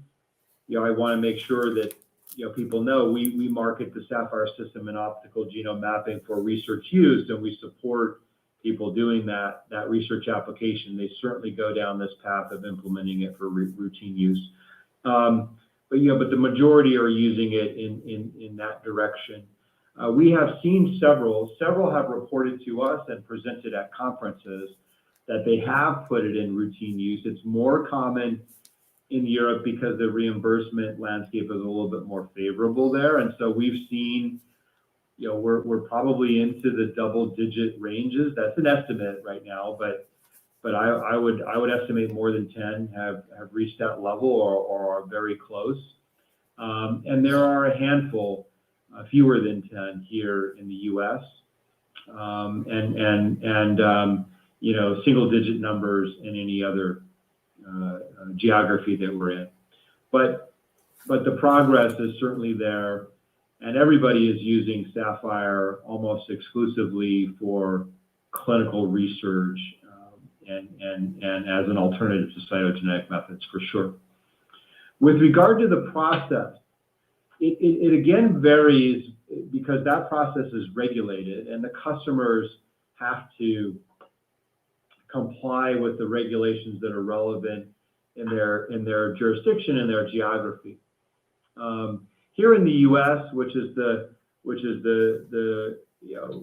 geography that I'm most familiar with, it's a process of starting first with assay development. So we sell a platform for research use, and that's how we market it and support it. And so we have a set of qualification criteria that we make sure the system adheres to, and it's really up to the labs to have their plan to develop an assay, which involves picking an indication. Some labs have gone after indications that are in genetic diseases like FSHD. Others have been pursuing hematologic malignancies, talk about ALL, CLL, CML, and other areas of significant need. We know that MD Anderson is working in MDS. So these are areas of great interest, and they develop an assay, which means they detect the structural variants that are of interest to them and their clinical population. They develop that panel. It's completely up to them. They set the cutoffs for what determines a positive or negative result in the assay, and they determine how they're going to report that to their ordering physicians. And then they validate that assay by running known samples against a gold standard, which is typically the traditional methods, karyotyping, FISH, and microarrays. And once they determine that they've met the validation criteria, then they can make that assay available on their test menu. The validation criteria typically include some type of reproducibility analysis, multi-operator analysis, and so forth. And so once they've met those validation criteria, they can make the assay available on their test menu, and ordering begins at that point. All right, thank you. And then I'd also like to ask, this is probably, a bit early to really be thinking about, but, with your clinical program getting up and running across those 4 key markets, Dr. Shalby mentioned that down the line, one of the goals would be to eventually get included in the diagnostic guidelines. So let's see if you can give me an idea of what the process for getting into the guidelines would be and what you would really have to show in order for them to consider integrating optical genome mapping in the standard guidelines. That process involves, it's multifaceted. And I would say at the end of the day, the society guidelines and the folks that write and modify those are seeking better solutions for the communities that follow those guidelines. And so by better, they're looking for better outcomes. So we need to measure these outcomes. And they're looking for an increase in success rate. So they would like to see technologies that result in actionable results for more people who are getting tested. And they would like to see those actionable results turn into, better patient outcomes, whether that's treatment selection, management of genetic diseases by a variety of methods that are available. But I think that the primary endpoint that would influence them to consider revising their guidelines is a higher success rate for the patient population that's being tested. And the reason that we can say that is that we followed the changes in society guidelines for other technologies, and that's the primary metric. Now, they want to see that on a large scale, so that's why we have set our studies up to be 1,000 patients. 30 patients is interesting, 100 patients is nice, 1,000 patients is compelling. And they want to see that key opinion leaders who have been involved in influencing those guidelines time and time again are embracing this new approach. And so that's why Alka and her team have worked incredibly hard to recruit the thought leaders across the industry to be involved in these trials. And I don't want to yet say in support of optical genome mapping. The success of the trials will gain their support, but their involvement shows you that they have a strong belief that this is a technology that can transform the workflow, and they want to be involved. And once they're involved and the trials prove to be successful, we'll have the things that the society guidelines need. And we set for ourselves a 3 to 5 year timeline, let's say from the beginning of this year, for those transformations to happen. All right, thank you. And then just one more, just as we're looking forward towards the rest of 2021. Obviously, right now the story is largely data-driven. As the big data readouts come out, you get more awareness leads to adoption. So I'd like to see if you could point to any particular data readouts that we should be looking for in the second half of 2021. Yes, we expect in our clinical program for the postnatal study, so pediatric genetic disorders, to have a preliminary readout certainly presentations of those data, and very likely a preprint publication submitted by the end of this year. And we're on track. We are, as you see, we already have hundreds of subjects enrolled in those studies. And so we'll have a solid preliminary readout by the end of this year for the postnatal study. And prenatal will follow that, probably early next year, hematologic malignancies after that, later in 2022, and so forth. All right, thank you very much, and congratulations on the quarter. Thank you, guys. Thank you.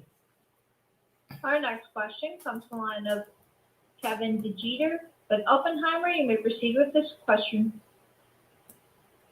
Hi, this is Susan calling in for Kevin DeGeeter. Great quarter, guys. I just have a few questions. Can you comment on why demand for instruments is so high this quarter? And if you think that this run rate is sustainable for the second half of the year? So, I mean, I think that it's a great question because the demand is a function of, an incredible amount of work. And I'm sure that folks recognize that sales are a lagging indicator. They tell you, high, good demand, like you've referenced, tells you about things that you've done well sometime in the past. So if we look to the past, what have we seen? Examples of record publications in a quarter, but this has been consistent for quarter after quarter after quarter.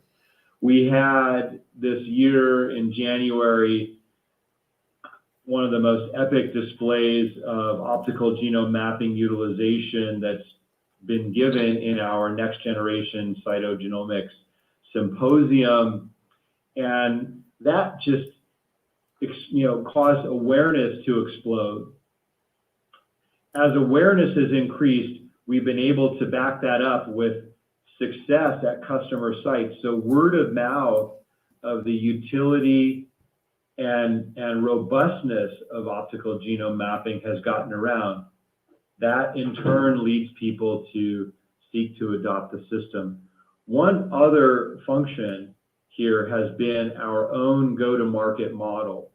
So we've worked to reduce the barriers to adoption across the board to make sure that people have the data they need to get funding, That's the role of our services lab. And sites have applied for funding within their institution, so they're increasingly funded. But we've also created this reagent rental opportunity so that for as little as $66,000, a lab can rent a Sapphire system through a consumables commitment, and we'll put it on site. So it's a combination of data supporting the utility and robustness of the system, word of mouth and publications, and then our own, you could call it promiscuous commercial go-to-market model that encourages people to adopt quickly. And to the second part of your question, we believe that this momentum is going to continue to build, and that we would see continued progress in future quarters. We have not given revenue guidance, and we're not doing that here, but we see what your guys' model and others who have been on the call today kind of forecast for the second half, and we're very proud of the inline quarters that we've had so far, and we're expecting inline quarters through the remainder of the year. Great, thank you for all that detail. And just to follow up on understanding metrics, are you guys able to predict if consumables are sustainable, or is it still too early? Well, I would say that the safe answer is that it's still too early, because it's the install base has just grown massively in the past few quarters, and we expect it to continue to grow that way. And there's always a lag between somebody getting their system, getting up to speed, and then really determining their steady state utilization. So it is early to tell, but what we know is that sites that are adopting, certainly under a reagent rental contract, are making commitments to $132,000 of annualized consumables purchases to retain the system on site. So as long as they maintain that commitment, we'll see this consumables revenue as being stable. And so give us a few quarters to determine what that steady state is, and we'll be able to say better. But the signs point to robustness going forward. That's really helpful. And just one last question. Do you expect the commercial release of prenatal assays, or expansion of pediatric assays, to contribute meaningfully to revenue? And this will be next quarter, so it's coming up really soon. What I would say is that it's not a direct driver of revenues per se. It's a driver of adoption, which adoption is revenue related. But what it does is really expand the applicability of the technique to drive future adoption. So we don't see it as something that's going to be a significant driver of uptake in the third quarter, but in subsequent quarters, it opens a completely new market for us. And so it will be, over time, a revenue driver. Those are all the questions from us. Thank you. Thank you. Ladies and gentlemen, we have reached the end of today's question and answer session. I would like to turn this call back over to Dr. Erik Holmlin for closing remarks. Thank you, Laura. I just want to say here at the end that we are really pleased at our progress. I want to thank everybody who's joined the call today, especially those who asked these incredibly important and insightful questions. And we look forward to speaking to you again on our Q3 call. Thank you very much. So that is it. This concludes today's conference. You may disconnect your lines at this time. That is it, guys. That is it. That is it. So I mean, that is, I mean, you guys heard what the CEO of Bngo has to say about the progress of the company. I mean, personally, I didn't, I mean, if I'm going to summarize what he said so far, I think what he's trying to say is that, in this third quarter, we shouldn't, everything they are doing presently is, I mean, the result is going to come out in the future. That's more or less what he's saying. I mean, what they are doing right now, we are going to see the results. The revenue is going to be generating revenue for them in the next couple of quarters. Okay, I mean, not this quarter, perhaps maybe not next quarter. And their targets, like he said, also he made mention of 5 years target. So their target is going to be next year, next 3 years. Not this quarter. That's more or less what I can see so far, because they are working their backside off. And he also said, every metric point that they are, the plan, everything is going according to what they plan it to be. So that's another thing that he said. They are also trying to work on some code. They are working on some assays themselves so that they can get some PLA code or Z code, by themselves, and also make some money through lineaging and so on and so forth.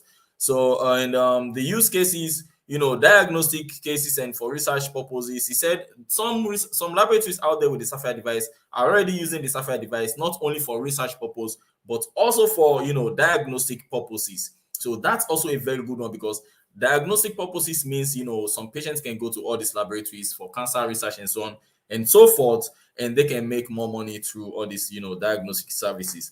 And also he made mention of something that has to do with Illumina. He said, there is a part of Illumina that, has a total addressable market of about 6,000 devices, and which is also good for the Sapphire device with high throughput market of 6,000 devices. So he said maybe in the next 5 years, their total addressable market, that question was asked by an Oppenheimer analyst. They are targeting 6,000 Sapphire device installation, okay? Because right now we have about 130 Sapphire devices or so installed, 120 Sapphire devices installed. So we have like 30 Sapphire devices left for till the end of the year. So I mean, everything he said so far, they are more or less, working their backside off, trying to make the company a profitable and a successful one. So we just have to wait and see. Okay. Now, I think I'm going to check if you guys have some questions. Somebody was asking me about my position in Bionano Genomics, because I don't know why people are so worried about what I am doing with my money. Okay. I mean, I am buying shares of Bngo, thousands of shares, and I have about $100,000 assets under management, because on eToro, if you have copiers, I have about 15 or almost 15 copiers, I believe, and these guys have almost $100,000 under me. So whatever I do with my money, if I buy one stock right now, they buy it automatically as well. So, I mean, and you don't need to invest in Bngo because of me. You have to invest in Bngo for yourself. Okay. I mean, if you love what you are hearing about the company, I'm not an expert. I'm just here to share my own opinion with you guys. If you love what you are hearing with the company, their mission, their humanity mission, then you have to do it for yourself. Okay. I mean, it's very difficult to find a company with this kind of targets in the next 5 years. Okay. I mean, apart from Tesla, which of course is my own favorite company out there. And you guys know that Tesla is more or less now trading above $700, which of course is more or less expensive. So our job as retail investor is to look for something that is undervalued today and try to make, to invest in it for the next 5 to 10 years. And hopefully we can make profit from it in the next 5 to 10 years. That's why I believe most of you guys are watching this video right now. So if you have questions, please drop it. Let me see. My target for end of year. If you want to ask me about my target for end of year, you guys have to remember that we have analysts covering Bngo. Just a second. I'm going to see if I can open it as fast as possible. We have analysts covering Bionano Genomics, and they have price target. Okay, and I'm going to check it also. I'm going to open the chart, and perhaps I'll be able to. I'm always careful telling you guys my target, because most guys are just like, Dayo, you said this is going to happen, but it's not happening. This is what is happening, and so on and so forth. So according to analysts, we have $11.5. That's their consensus price target, $11.5. Okay, now let's check the chart. I'm going to tell you guys what my target is, because every day I try to come online, because the market is crazy, guys. Every day something is happening. We are hearing news about inflation, about the Delta variant, about lockdown, and you guys know that the Delta variant is going crazy again, according to analysts. In America is going crazy, and most people still don't want to get vaccinated. That story about vaccine is another thing entirely. We don't even need to start talking about that right now. So this is the situation of Bngo right now, okay? And I need to tell you guys, I wasn't expecting the price of Bngo to do anything crazy after the report. I wasn't expecting. I mean, this is more or less what I am expecting to happen. The price is more or less not doing anything. Because if you take a look at what has been happening over the past days, let me show you guys what has been happening, for example, with other stocks. Okay, some powerful stocks that have reported earnings. Take a look at AMD, for example. AMD reported earnings. I think it was last 2 weeks or last week. They reported earnings, and nothing happened to AMD until last week. Look at that. Look at that, guys. AMD reported earnings. Nothing happened to the stock until, about last week. That's when the stock started to go crazy, okay? I wanted to make a video about this, but you guys are not watching any video that is not BNG related, so that's why I didn't make it. I made over 100% profit from this AMD stock alone. So when they reported, nothing happened to the stock, and now the stock is going crazy. AMD is up.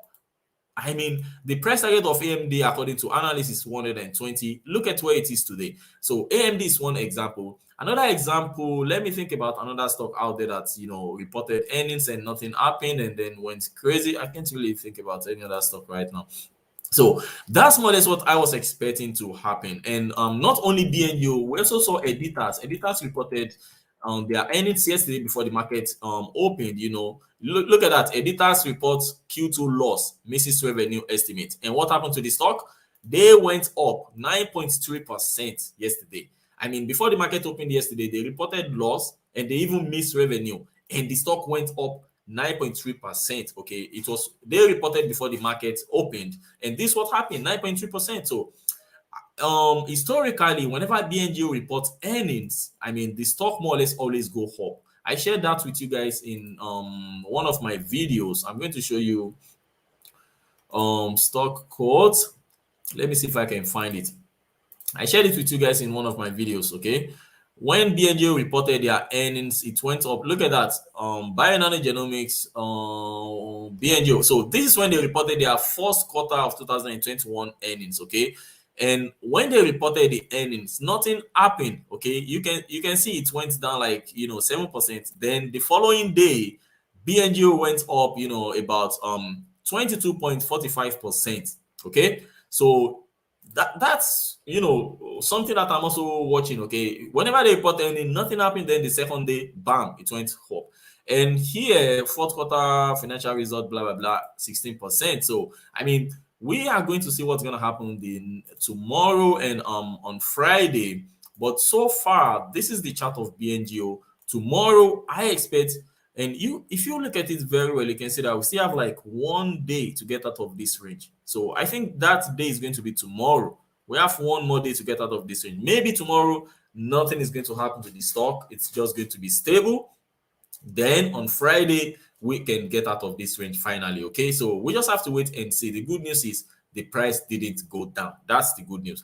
And you also have to be aware of what is going on with the market in general. We have the Delta variant going crazy. We have inflation news every time. And next month, I think Feds are also going to be reporting if they are going to, if they are going to leave the interest rate unchanged or not. And they are also going to be telling us about the quantitative easing, if they will keep pumping money into the market or not. Next month, September, I think that is when Fed is when they will come out again and tell us what they are planning to do with the market. Okay, so a lot of things are going on. You just have to keep your focus. I mean, if you want to initiate position, find a good price to initiate it. If you want to add to your position, find a good price to add to it. If your bag is full already and you have 5 years target like I have, then you just have to hold and wait. You don't have to invest with the money that you need very soon. If you want to get rich quick, perhaps you need to wait till Bngo breaks out and try to ride the wave. Okay, but if you don't want to get rich quick, if you want to hold your position, all you have to do is hold. I mean, at the end of the day, this is your money. Okay, I mean, this is not my money. If you make profits up, you guys are not gonna give me part of the profit anyway. So thanks so much, Anthony. Thank you so much for the for supporting the channel. Thank you very much. God bless you. And let me see if there's any other question that I can answer. Bngo good old long term. This is from Ali A. Bngo good. Yeah, so you can hear what the CEO said about the company. They are meeting their target and everything looks good so far. According to the money that the total revenue that they just reported, they beat it by over 200% compared to the second quarter of 2020 when they reported about 1.1 million US dollars. So now they reported about 3.9 million US dollars. So in the first quarter of this year, they reported about 3.4 million US dollars. So you guys can see that they made more money in this quarter. So everything is going on fine for Bngo. They want to install 150 Sapphire till the end of the year. They have like 2 quarters to install the 30 Sapphire devices left. So I think in the third quarter, they will probably install maybe 13 Sapphire or 15 Sapphires. Then in the fourth quarter, maybe they are going to install the rest of the Sapphire, another 15 Sapphire.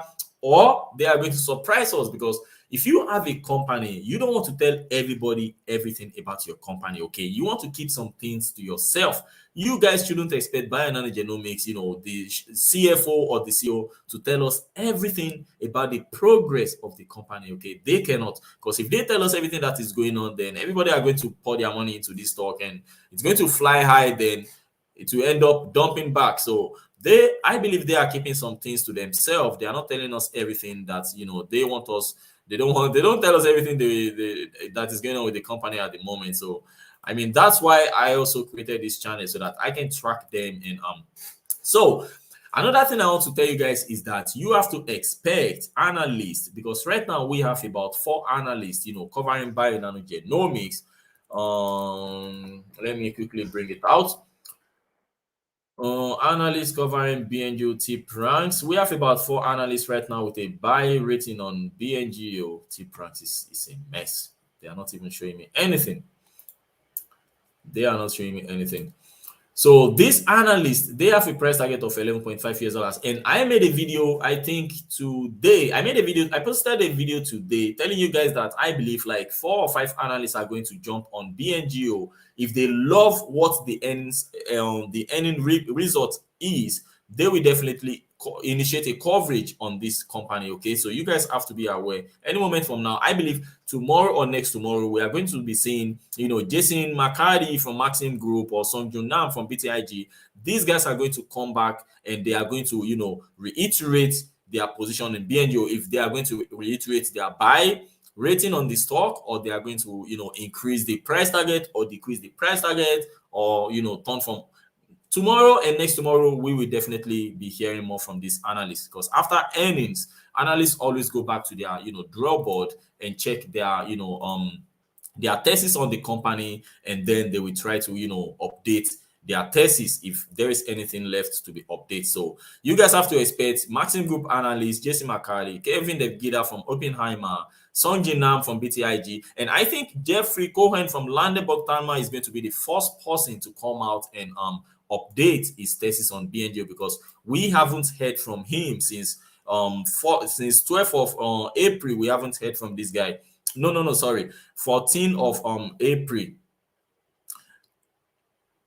Of May, 14th of May, we haven't heard from Jeffrey Cohen from Landeburg Thalma. He has a price target of $12 US. So most of all analysts, this is where their price target is, guys. Around $12 US, okay? 11.5 US. That's where their price target is. So we just have to wait and see what's going to happen with the stock. You guys shouldn't focus on what is going on after hours. We need to wait till tomorrow when the market open to see what's going to happen. You don't want to miss this ride. I mean, anything can happen, okay? So this is where we are. I mean, according to what we are seeing so far, there is no reason for the stock price to go down. If the market stays the same, if there's no crazy thing going on about the Delta variant or, you know, inflation or whatever, no any other news coming out from outside, then the stock should definitely break out of this channel and head higher, because we have analyst price targets, you know, way above where we are today. And I don't see any reason why the stock should be trading below $6. This is crazy, guys. This is where the analyst price targets are, $11.5. Okay, and this is more than 100% upside from where we are. I mean, we are almost $6. We are not even 60, we are just $5.86, almost 100% upside from where we are. So we just need to get out of this channel. I don't know how, I don't know why. Normally, you know, after these earnings, you would expect the price to at least close above, you know, $6, but we just need to wait and see, guys. We need to wait and see.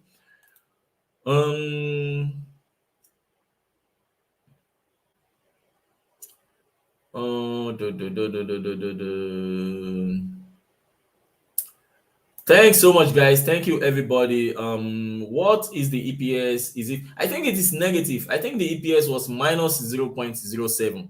I think it was minus 0.07, not, you know, plus 0.07, because, you know, that was not that was they are not making money, so it's definitely minus, not plus. But we can't even see an updated from Yahoo Finance. So if the EPS is minus 0.07, that means they missed, and that's why you guys can, I mean, that's why the price is more or less doing what it is doing. And like I showed you guys earlier, Editas missed their EPS also yesterday. Okay, they missed their earnings, they missed almost everything yesterday, and Editas stock went up today. Editas, for those of you that don't know which company is Editas, Editas is more or less DNA editing company. They went up 9.3% today. So we have to wait and see what's gonna happen tomorrow before we can at least, you know, decide what we are going to do. I'm definitely not gonna try to sell my stock or do whatever.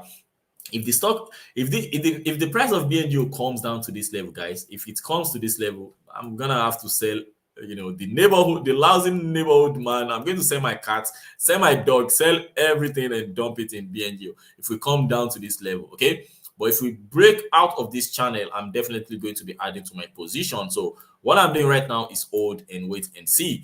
As you guys can see, the price is presently on top of 200 daily moving average. So yeah.